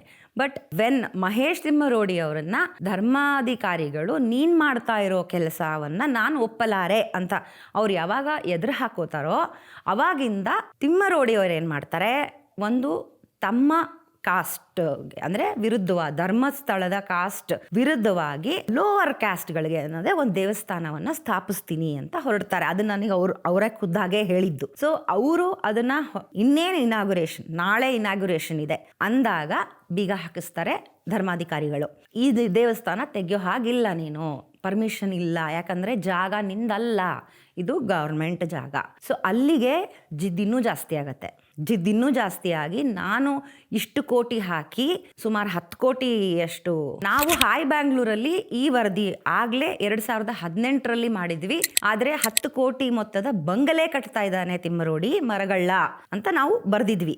ಬಟ್ ಈಗ ನಾನು ಹೋದಾಗ 2 ವರ್ಷದ ಕೆಳಗೆ ನಾನು ಹೋಗಿ ಮಾತಾಡಿಸಿದಾಗ ನಾನೊಂದು ದೇವಸ್ಥಾನ ಕಟ್ತಾ ಇದ್ದೆ, ಅದಕ್ಕೆ ನಾನು ಕೋಟಿಗಟ್ಟಲೆ ಸುರಿದಿದ್ದೆ. ನಾನು ಹೇಗೆ ನನಗೆ ಅಂತಂದರೆ ನನ್ನ ಹೊಲ ಗದ್ದೆ ಮಾರ್ತೀನಿ, ನಾನು ಹೋರಾಟಕ್ಕೆ ನಿಲ್ತೀನಿ, ನಾನೇನು ಬಿಕಾರಿ ಅಲ್ಲ, ನನ್ನ ಹತ್ರ ಆಸ್ತಿ ಇದೆ, ನಾನು ಜನದ ಪರವಾಗಿ ನಿಲ್ತೀನಿ, ನಾನು ಅವ್ರಿಗೋಸ್ಕರ ಮಂಜುನಾಥ ಅಣ್ಣಪ್ಪನ ದೇವಸ್ಥಾನ ಕಟ್ತೀನಿ. ಏನಾಗುತ್ತೆ, ಯಾಕೆ 2 ದೇವಸ್ಥಾನ ಇದ್ರೆ ಅಂತಂದರೆ ಯಾಕೆ ಇಷ್ಟು ಇಲ್ಲೋದ್ರೆ ಗಣೇಶನ ದೇವಸ್ಥಾನ 1000 ಸಿಗ್ತಾವೆ ನಮಗೆ, ಒಂದೇ ಗಣೇಶನ ದೇವಸ್ಥಾನ ಅಂತ ಇರಬೇಕಂತೇನಿಲ್ವಲ್ಲ. ಸೊ ಅದು ಅವ್ರ ಉದ್ದೇಶ ಆಗಿರುತ್ತೆ. ಅದು ಯಾವಾಗ ಸರ್ಕಾರದ್ದು ಸೈಟ್ ಅದು ನಿಂದಲ್ಲ ಅಂತ ಅವ್ರಿಗೆ ಯಾವಾಗ ಗೊತ್ತಾಗತ್ತೆ ಆವಾಗ ಧರ್ಮಾಧಿಕಾರಿಗಳು ಅದಕ್ಕೆ ಬೀಗ ಹಾಕಿಸ್ತಾರೆ. ಅವರ ಪ್ರಕಾರ ಏನು ಕಟ್ತಾ ಇದ್ದಿದ್ದು ಗೊತ್ತಿತ್ತು, ಮುಂಚೆನೇ ಹೇಳಬೇಕಾಗಿತ್ತು, ನೀನು ಇಲ್ಲಿ ಕಟ್ಟೋ ಹಾಗಿಲ್ಲ, ಇದು ನಿನ್ನ ಜಾಗ ಅಲ್ಲ ಅಂತ. ಕಟ್ಟೋವರೆಗೂ ಸುಮ್ಮನೆ ಇದ್ದು ಇನ್ನೇನು ಇನಾಗ್ಯುರೇಷನ್ ನಾಳೆ ತೆಗಿತೀವಿ, ಜನ ಎಲ್ಲ ಕಾಯ್ತಾ ಇದ್ದಾರೆ ದರ್ಶನಕ್ಕೆ ಅನ್ನೋ ಟೈಮಲ್ಲಿ ನೀನು ಬೀಗ ಹಾಕಿಸ್ತೀಯಾ ನನಗೆ ಅಂತಂದರೆ ನಿನ್ನ ಒಳಗಡೆ ಎಷ್ಟಿರಬೇಕು, ನಿನ್ನ ಸರ್ಕಾರದ ಇನ್ಫ್ಲೂಯೆನ್ಸ್ ಎಷ್ಟಿರಬೇಕು ಅನ್ನೋದು ಪ್ರಶ್ನೆ ಇವ್ರದ್ದು. ತಪ್ಪೇನಲ್ಲ ನನ್ನ ಪ್ರಕಾರ. ಹೌದು ಹೇಳಬೇಕಾಗಿತ್ತು, ಇದು ನೀನು ಏನು ಮಾಡ್ತಿದ್ಯಾ, ಇಲ್ಲಿ ಏನು ಕಟ್ತಿದ್ಯಾ, ಲಿಟಿಗೇಷನ್ ಸೈಟ್ ಇದು ಅಥವಾ ನಿನ್ನ ಸೈಟ್ ಅಲ್ವೇ ಅಲ್ಲ, ಏನೋ ಒಂದು ಹೇಳಬೇಕಾಗಿತ್ತು, ಅವ್ರು ಹೇಳಿಲ್ಲ. ಸೊ ಇದು ನನ್ನ ಪ್ರಕಾರ ನಡೆದಿರೋ ಒಂದು ಅಪರಾಧವೇ ಸರಿ, ಮೋಸವೇ ಸರಿ ತಿಮ್ಮರೋಡಿ ಅವರಿಗೆ. ಈ ಥರದ ಮೋಸ ಅವರು 1000 ಹೇಳ್ತಾರೆ, ಸುಮಾರು ಹೇಳ್ತಾರೆ, but we don't know the facts. ನಮ್ಮ ಹತ್ರ ದಾಖಲೆಗಳಿಲ್ಲ. ಇನ್ನೂ ದಾಖಲೆ ತೋರಿಸ್ತೀನಿ ಅಂತಂದರೆ ನನಗೆ ಇದರಲ್ಲಿ ಇನ್ವಾಲ್ವ್ಮೆಂಟ್ ಆಫ್ ಮಹೇಶ್ ತಿಮ್ಮರೋಡಿ ಅವರ ಇಷ್ಟರ ಮಟ್ಟಿಗೆ ಇನ್ವಾಲ್ವ್ಮೆಂಟ್ ಯಾಕಿರಬಹುದು, ಏನಕ್ಕಿರಬಹುದು ಅಂತ ಒಂದು ಸ್ವಲ್ಪ ಆಳವಾಗಿ ನೋಡೋಕ್ಕೆ ಅಂತ ಹೋದಾಗ ಸಿಕ್ಕಿದ್ದು ಅವರ bank balance. That is very interesting. ನಾನು ದುಡ್ಡಿಗೆ ಮಾಡ್ತಿಲ್ಲ ಅಥವಾ ನಾನು ನನ್ನ ಹತ್ರ ಮುಂಚಿತವಾಗೇ ಇಷ್ಟು ಕೋಟಿಗಟ್ಟಲೆ ದುಡ್ಡಿರೋನು ನಾನು ಅಂತ ಅವರೆಲ್ಲೂ ಹೇಳ್ಕೊಂಡಿಲ್ಲ. ನಾನೊಬ್ಬ ಸಾಮಾನ್ಯ ರೈತ, ನಾನು ಒಬ್ಬ ಸಾಮಾನ್ಯ ಹೋರಾಟಗಾರ, ನನಗೇನೂ ಆಗಬೇಕಾಗಿಲ್ಲ, ಅನ್ಯಾಯ ಎಲ್ಲಿದೆಯೋ ಧ್ವನಿ ಎತ್ತೀನಿ ನಾನಲ್ಲಿ ಅಂತ ತಿಮ್ಮರೋಡಿ ಅವ್ರು ಹೇಳ್ತಾರೆ. ಬೇಷ್, ನಾವು ಅದಕ್ಕೆ ನಿಂತಿರೋದು, ಮಾಡೋಣ, ಹೋರಾಟ ಮಾಡೋಣ. ಬಟ್ ನನ್ನ ಹತ್ರ ನನ್ನ ಬ್ಯಾಂಕ್ ಬ್ಯಾಲೆನ್ಸ್ ತೆಗೆದು ನೋಡಿದ್ರೆ 5,000 10,000 ಸಿಗ್ಬೋದು ನಿಮಗೆ ಎಂಡ್ ಆಫ್ ದ ಮಂತ್. ಆದರೆ ನಾನಿಲ್ಲಿ ನೇರವಾಗೇ ಹೇಳ್ಕೊಳ್ತಾ ಇದ್ದೀನಿ ನನ್ನ ಬ್ಯಾಂಕ್ ಬ್ಯಾಲೆನ್ಸ್ನ. ಅವ್ರ ಬ್ಯಾಂಕ್ ಬ್ಯಾಲೆನ್ಸ್ನ ಒಂದು ಸತಿ ನೋಡೋಣ ಅಂತ ನೋಡೋಕ್ಕೆ ಅಂತ ಹೋದರೆ 35 ಲಕ್ಷದ ಚಿಲ್ಲರೆ ಅದೆಷ್ಟೋ ಇದೆ ಇನ್ ಸ್ಪ್ಯಾನ್ ಆಫ್ ಎಷ್ಟೋ ಇಯರ್ಸ್. ಅದು ಅಲ್ಲಿ ದಾಖಲೆ ನೀವು ನೋಡ್ತೀರಿ, ಅದನ್ನು ಇಲ್ಲಿ ನಾನು ನಿಮಗೆ ತೋರಿಸ್ತೀನಿ ವಿತ್ ಅಕೌಂಟ್ ನಂಬರ್. ಇದೆಲ್ಲಿಂದ ಬಂತು, ಹೇಗೆ ಬಂತು, ಒಂದು ಪ್ರಶ್ನೆ. ಆಮೇಲೆ ಬೇಸರ ಆಗೋದು, ತುಂಬ ಅಂದರೆ ತುಂಬ ಕರಳು ಕಿವುಚಿ ಕಿತ್ತು ಬರೋದು ಯಾವಾಗ ಗೊತ್ತಾ, 1 ವರ್ಷ ತಾಯಿ ಸೌಜನ್ಯ ಅತ್ತಿದ್ದಾಗಿರಬಹುದು, ಈಗ ಸೌಜನ್ಯನ ಕಳ್ಕೊಂಡು ಅಳ್ತಾ ಇರೋದು ಆಗಿರಬಹುದು. ಎಲ್ಲವುದನ್ನು ನಮಗೂ ಬೇಸರ ಇದೆ, ಅದ್ರ ಬಗ್ಗೆ 2 ಮಾತಿಲ್ಲ, ದೂಸರ ಮಾತು ಇಲ್ಲವೇ ಇಲ್ಲ. ಒಂದು ತಾಯಿ, ನಾನು ಒಂದು ತಾಯಿನೇ, ನನಗೆ ಗೊತ್ತು ಅದ್ರ ದುಃಖ ಏನು ಅಂತ. ಬಟ್ ಅದಲ್ಲ ವಿಷಯ. ನೀವು ಒಂದು ಗುಡಿಸಲಲ್ಲಿದ್ದಾಗ ನಡೆಯುವಂಥ ಪ್ರಕರಣ, 3 ಅಂತಸ್ತಿನ ಮನೆ ಕಟ್ತೀರಿ, ಸರಿ, ಸರ್ಕಾರಿಯ ನೌಕರ ನನ್ನ ಯಜಮಾನ, ಹಾಗಾಗಿ ಅವರಿಗೆ ಲೋನ್ ಸಿಕ್ತು, ಅಂತ ಹೇಳ್ತಾರೆ ಸೌಜನ್ಯಾಳ ತಾಯಿ. ಸರಿ, ಲೋನ್ ಸಿಕ್ತು. ನೀನು ಆ ಲೋನ್ನಲ್ಲಿ ಮನೆ ಕಟ್ಟದೆ, ನೀವೆಲ್ಲ ಸೇರಿ ಆ ಕುಟುಂಬದಲ್ಲಿ ಸುಖವಾಗಿರ್ತೀರಿ, ಸಂಸಾರ ಚೆನ್ನಾಗಿರಲಿ ನಿಮ್ಮದು ಅಂತ ನಾನು ಕೇಳ್ಕೊಳ್ತೀನಿ, ಎಲ್ಲ ಓಕೆ. ತೀರಿಸೋದು ಹೇಗೆ ಲೋನ್ನ? ಆದಾಯ ಏನು? ಪೆನ್ಷನಿಂದ ತೀರ್ಸೋಕ್ಕಾಗತ್ತಾ ಲೋನು? 3 ಅಂತಸ್ತಿಂದು? ನಂಗೆ ಗೊತ್ತಿಲ್ಲ. ಇದು ಅಗೇನ್ ಕಮ್ಸ್ ಬ್ಯಾಕ್ ಟು ಹೋರಾಟ ಅನ್ನೋ ಹೆಸರಲ್ಲಿ ಸ್ಟೇಜಲ್ಲಿ ನಿಂತು ನಾನೇ ಯಾರೋ ಅಳ್ತಾ ನಿಂತಿದ್ರೆ 500 ರೂಪಾಯಿ ಕೊಟ್ಟು ಆಯಿತು ಹೋಗಪ್ಪ ಸಮಾಧಾನ ಮಾಡ್ಕೊ ಅಂತ ಹೇಳಿ ಕಳಿಸ್ತೀವಿ. ಇನ್ನೇನು ಮಾಡಬಲ್ರಿ ನಾವಾದರೂ? ಸೊ ಈಗ 2 ಕಾರು, ಒಂದು ತಿಮ್ರೋಡಿಯವ್ರ ಜೊತೆ ಸೌಜನ್ಯರ ತಾಯಿ ಕುಸುಮ ಅವ್ರು ಹೋಗ್ತಾರೆ, ಅವ್ರ ಹಿಂದೆ ಬೌನ್ಸರ್ಸ್ ಇನ್ನೊಂದು ಗಾಡೀಲಿ ಬರ್ತಾರೆ, ಅದ್ರ ಹಿಂದೆ ಒಂದು ಟ್ರಕ್ ಬರುತ್ತೆ, ಟೆಂಪೋ ಅಂದ್ಕೊಳ್ಳಿ, ಬರುತ್ತೆ. ಯಾಕೆ ಬರುತ್ತೆ? ಯಾಕಂದರೆ ಒಂದು ಬಕೆಟೋ ಒಂದು ಸಿಂಟೆಕ್ಸ್ ಟ್ಯಾಂಕೋ, ಯಾಕಂದರೆ ಬಂದವರೆಲ್ಲ ನ್ಯಾಯ ಎಲ್ಲಿ ಕೊಡ್ತಾರೆ? ದುಡ್ಡು ಕೊಟ್ಟು ಹೋಗ್ತಾರೆ, ದುಡ್ಡು ಕೊಡ್ತಾರೆ, ಅದನ್ನು ಕಾರಲ್ಲಿ ಇಟ್ಕೊಳ್ಳೋಕ್ಕಾಗಲ್ಲ. ಸೊ ಅದನ್ನು ಏನೇ ಮಾಡಿದ್ರು ನೀನು ವಾಪಸ್ಸು ಟ್ರಕ್ಕಲ್ಲಿ ತುಂಬಿಸ್ಬೇಕು. ಸೊ ಅದನ್ನು ಇದು ಗೊತ್ತಿಲ್ಲ, ನಾವು ನೋಡಿಲ್ಲ ಕಣ್ಣಾರೆ, ಬಟ್ ಕೇಳ್ಪಟ್ಟಿದ್ದೀವಿ. ಹಂಗೆ ನೋಡಿದ್ರೆ ನೀನು ಲೋನ್ ತೊಗೊಂಡ್ರೆ ಅದನ್ನು ತೀರಿಸ್ಬೇಕಾಗಿರೋದು ಈ ದುಡ್ಡಿಂದಾನೆ. ಹಾಗಾದರೆ ಸೌಜನ್ಯಾಳ ನ್ಯಾಯ ಯಾರು ಕೇಳ್ತಿದ್ದಾರೆ? ಈಗ ಧರ್ಮಾಧಿಕಾರಿಗಳು ಮೌನ ತಾಳ್ಬಿಡ್ತಾರೆ. ಮೌನ ತಳೆದ್ರೆ ನೀನು ಏನು ಬಂತು ಪ್ರಯೋಜನ? ಯಾರೇ ಆಗಲಿ, ನಾನೇ ಆಗಲಿ, ಯಾವುದೋ ಒಂದಕ್ಕೆ ನಾನು ಹೆಡ್, ನನ್ನ ಮಾಲಿಕೆ ಅಂತ ಅಂದ್ಕೊಂಡವಳು ನಾನು ಧ್ವನಿ ಎತ್ತಲೇಬೇಕು ಅನ್ಯಾಯ ಆದಾಗ. ಅದು ಯಾವುದೇ ಕಾಸ್ಟ್ ಆಗಿರಲಿ, ಅದು ಯಾವುದೇ ರಿಲಿಜನ್, ಅದು ಏನೇ ಆಗಿರಬಹುದು. ನ್ಯಾಯ ನೀನು ಆವತ್ತು ಹೇಳಿ ಕಳಿಸಿದ್ರಲ್ಲ ಧರ್ಮಾಧಿಕಾರಿಗಳು, ನಾನಿದ್ದೀನಮ್ಮ, ನನ್ನ ಕಡೆಯಿಂದ ಏನೇನು ಸಾಧ್ಯ ಆಗುತ್ತೆ ಅದನ್ನೆಲ್ಲ ಮಾಡಿಸ್ತೀನಿ ಅಂತ. ಅದನ್ನೆಲ್ಲ ಅವರು ಮಾಡ್ಲಿಕ್ಕೆ ಹೊರಟಿದ್ರೋ ಏನೋ ಗೊತ್ತಿಲ್ಲ, ಬಟ್ ಅವರು ಮೌನವಾಗಿದ್ದು. ನಾನು ಪುಸ್ತಕ ಬರಿಬೇಕಾದಾಗ ಅವ್ರಿಗೆ ಒಂದೇ ಮಾತು ಕೇಳಿದೆ, ನನಗೆ ನಿಮ್ಮ ಕಡೆಯಿಂದ ನಿಮ್ಮ ಅನಿಸಿಕೆ ಹೇಳಿ ನನಗೆ ಅಂತ. ಅವರು ಹೇಳಿ ಕಳಿಸಿದ್ದು ಇಷ್ಟೇ, ನನಗೆ ಇದ್ರ ಬಗ್ಗೆ ಮಾತಾಡಿದ್ರೆ ಕಾಂಟ್ರವರ್ಸಿ ಜಾಸ್ತಿ ಆಗತ್ತೆ, ಇದು ಹೆಚ್ಚಾಗ್ತಾ ಹೋಗುತ್ತೆ. ಇವಾಗ ಆಲ್ರೆಡಿ ತುಂಬ ಹೆಮ್ಮರವಾಗಿ ಹಬ್ಬಿಬಿಟ್ಟಿದೆ ಈ ವಿಷಯನ ನಾನು ಹಿಡ್ಕೊಂಡು ಮಾತಾಡಿದ್ರೆ ಇನ್ನೂ ಜಾಸ್ತಿ ಆಗತ್ತೆ. ಯಾರು ನಮ್ಮ ಕಡೆಯವರು ಅಂತ ಹೇಳಿಕೊಂಡು ಅವರು ಆರೋಪ ಮಾಡ್ತಾ ಇದ್ದಾರೆ, ಅವರನ್ನು ನಾನು ಖಂಡಿತವಾಗೂ ವಶಕ್ಕೆ ಕೊಟ್ಟಿದ್ದೀನಿ, ಪೊಲೀಸರು ವಶಕ್ಕೆ ಕೊಟ್ಟಿದ್ದೀನಿ. ನೀವು ಏನು ಮಾಡ್ತೀರಿ, ಅವರು ಜನ್ಮಜಾಲ ಅಡಿಬೇಕಾದ್ರೆ ಅವರಿಂದ ಸತ್ಯ ತೆಗೀರಿ. ಅಕಸ್ಮಾತ್ ಅವರೇ ಆರೋಪಿಗಳು ಅನ್ನೋದಾದರೆ ಶಿಕ್ಷೆ ಕೊಡಿ ಅಂತ ನನ್ನ ನಿಲುವು. ನಾನು ಅದನ್ನು ಹೇಳಿದ್ದೀನಿ. ಅದನ್ನು ಬಂದು ಸಾರಿ ನಾನು ಹೋರಾಟದಲ್ಲಿ ನಿಂತು, ಸ್ಟೇಜ್ ಮೇಲೆ ನಿಂತು ಅಥವಾ ವಿಡಿಯೋಗಳು ಮೀಡಿಯಾ ಮುಂದೆ ನಿಂತು ಮಾತಾಡ್ಲಿಕ್ಕೆ ನನಗಿಷ್ಟ ಇಲ್ಲಮ್ಮ. ನನಗೆ ರವಿ ಬೆಳಗೆರೆ ಅವರು ಗೊತ್ತು, ತುಂಬ ಆತ್ಮೀಯರಾಗಿದ್ದರು, ನಂಗೆ ಅವ್ರ ಪರಿಚಯ ಇದ್ದರು, ಅವರು ಬರೆದ್ರೆ ಸತ್ಯ ಬರೀತಾರೆ ಅಂತ ನಂಬಿದ್ದೀನಿ ನಾನು. ನೀನು ಏನು ಬರೀತ್ಯ ಪುಸ್ತಕದಲ್ಲಿ ಬರ್ಕೋ ಅಂತ ಹೇಳಿ ನನಗವ್ರು ಬಿಟ್ಟರು. ಹಾಗಾಗಿ ಅವರ ಸ್ಟೇಟ್ಮೆಂಟ್ ಏನಿದೆ ನನಗೆ ಸಿಗಲಿಲ್ಲ. ನಾನೇನು ಮಾಡ್ತೀನಿ, ಸರಿ ಇನ್ನೂ ಒಂದಿಷ್ಟು ಪುಸ್ತಕ ಅಂದಮೇಲೆ ಅದು 10 ಪೇಜಲ್ಲಿ ಮುಗಿಯುವಂಥದ್ದಲ್ಲ. ಮತ್ತು ತಿರ್ಗಾ ಆಳವಾಗಿ ಅದ್ರ ಬಗ್ಗೆ ನಾನು ತನಿಖೆಯನ್ನು ಮಾಡೋಕ್ಕೆ ಅಂತ ಪ್ರಯತ್ನ ಪಡ್ತೀನಿ, ಕಾಂಟ್ಯಾಕ್ಟ್ ಮಾಡ್ತೀನಿ. ಪೊಲೀಸರಾಗಿರ್ಬೋದು, IO ಆಗಿರ್ಬೋದು, ಅಥವಾ ನೆಕ್ಸ್ಟ್ ಲೆವೆಲ್ಗೆ ಹೋಗ್ತೀನಿ ನಾನು. ಯಾವಾಗ ರುದ್ರಮುನಿಯವರು ಅದನ್ನು CID ಇದಕ್ಕೆ ಹೋದಾಗ ರುದ್ರಮುನಿಯವರು ಅದನ್ನು ತಗೊಳ್ತಾರೆ ಕೇಸು. ಅವರ ಆಡಿಯೋ ಕ್ಲಿಪ್ನ ನೀವು ಇವಾಗ ಕೇಳ್ತಾ ಇದ್ದೀರಾ, ಕೇಳಿಸ್ಕೊಳ್ಳಿ. ನೀವೇ ಯೋಚನೆ ಮಾಡಿ, ಇನ್ನು 3-4 ಜನ ಅವ್ರ ಹೇಳೋ ಪ್ರಕಾರ ಇದ್ದಿದ್ದಾರೆ, ಗ್ಯಾಂಗ್ ರೇಪ್ ಅಂತ ಆಗಿದ್ರೆ ಎಲ್ಲರಿಗೂ ಫಿಮೋಸಿಸ್ ಇರಬೇಕಿತ್ತು. ಅಲ್ಲಲ್ಲ, ಎಲ್ಲರಿಗೂ ಫಿಮೋಸಿಸ್ ಹೆಂಗಿರ್ತದೆ? ಅದೇ ಆಮೇಲೆ ಅದಕ್ಕೆ ಹಿನ್ನೆಲೆಯಲ್ಲಿ ಬಂದ್ಬಿಡಿ ಪ್ರಿಟೆಕ್ಸ್ಟಿಗೆ. ಅವ್ರು ಎಲ್ಲರೂ ಮದುವೆ ಆಗಿ ಮಕ್ಳಿದ್ದಾರೆ, ಮತ್ತೆ ಪ್ರೆಗ್ನೆಂಟ್ ಇದ್ದಾರೆ. ಅವ್ರ ಹೆಂಡತಿಯವರು, ಅವರು ಹೆಣ್ಣೆ. ಕರೆಕ್ಟ್. ಇವಳು ಸೌಜನ್ಯನು ಹೆಣ್ಣೆ. ಕರೆಕ್ಟ್. ಅವ್ರ ಹೆಂಡತಿಯಲ್ಲಿ ಅವರು ಮದುವೆ ಎಂಬ ಪರ್ಮಿಷನ್ ಮೇರೆಗೆ ಅವರ ಹೆಂಡತಿ ಜೊತೆ ರೀಪ್ರೊಡಕ್ಷನ್ಗೆ ಅಂದ್ರೆ ಮಕ್ಕಳು ಮಾಡ್ಕೊಂಡ್ಲಿಕ್ಕೆ ಆಗಿರ್ತಕ್ಕಂತಹ ಪ್ರಕ್ರಿಯೆಗೆ, ಸಹಜ ಕ್ರಿಯೆಗೆ ಹೇಗೆ ಅವರು ಫಿಟ್ ಇದ್ದಾರೆ, ಅದೇ ತರ ಇಲ್ಲಿ ಇವಳಿಗೆ ಬಲವಂತವಾಗಿ ರೇಪ್ ಮಾಡ್ಲಿಕ್ಕೂ ಫಿಟ್ ಇದ್ರು. ಹಾಗಾಗಿಲ್ಲ ಡಾಕ್ಟರ್ ಪ್ರಕಾರ. ಅಂದ್ರೆ ಅವ್ರು ಇಲ್ಲ ಅಂತ, ಬೇರೆ ಯಾರು ಇಲ್ಲ, ಅನ್ಫಿಟ್ ವ್ಯಕ್ತಿಯೇ ಇಲ್ಲಿರೋದು ಅಂತ. ಕರೆಕ್ಟ್. ಈಗ ನಾನು ಇಷ್ಟು ಪ್ರಶ್ನೆಗಳನ್ನ ಕೇಳಿದೆ ಅವರನ್ನ. ಅವರು ನನಗೆ ಹೇಳಿದ್ದು, ಫಸ್ಟ್ ಆಫ್ ಆಲ್ ಅವ್ರ ಕೈಗೆ ಸಿಕ್ಕಾಗಲೇ 80% ಆಫ್ ಎವಿಡೆನ್ಸ್ ವಾಶ್ಡ್ ಔಟ್. ಯಾರ ಇದರಿಂದ ಅಂತಂದರೆ ಮಳೆ, ಕೊಚ್ಚೆ, ಏನೂ ಮಾಡಲಿಕ್ಕಾಗೋದಿಲ್ಲ, ನಿನಗೆ ಸಿಗೋದಿಲ್ಲ. It is not easy. ಇನ್ನೊಂದು ನೀನು ಫೋರೆನ್ಸಿಕ್ ಅವರು ಮಾಡಿದ್ದು ತಪ್ಪು, ಪೊಲೀಸ್ ಮಾಡಿದ ತಪ್ಪು, ಆ ದಿನ ಆಗಿದ್ದ ದಿನವೇ ಟ್ರಾನ್ಸ್ಫರ್ ಆಗೋದು ಇನ್ನೊಂದು ಪೊಲೀಸರು entry, it's all a confusion. So ಇದು ಮತ್ತೆ ತಿರ್ಗಾ ಆಗೋದೇನು, ಡ್ಯಾಮೇಜ್ ಫಾರ್ ದಿ ಎವಿಡೆನ್ಸ್ ಆಗತ್ತಿಲ್ಲಿ. ಆಮೇಲೆ ನಮ್ಮ ಕಡೆ ಇವಾಗ ಇಮಿಡಿಯೇಟ್ ಆಗಿ ನೀವು ಮಾಡೋ ಅವಶ್ಯಕತೆ ಇರಲಿಲ್ಲ.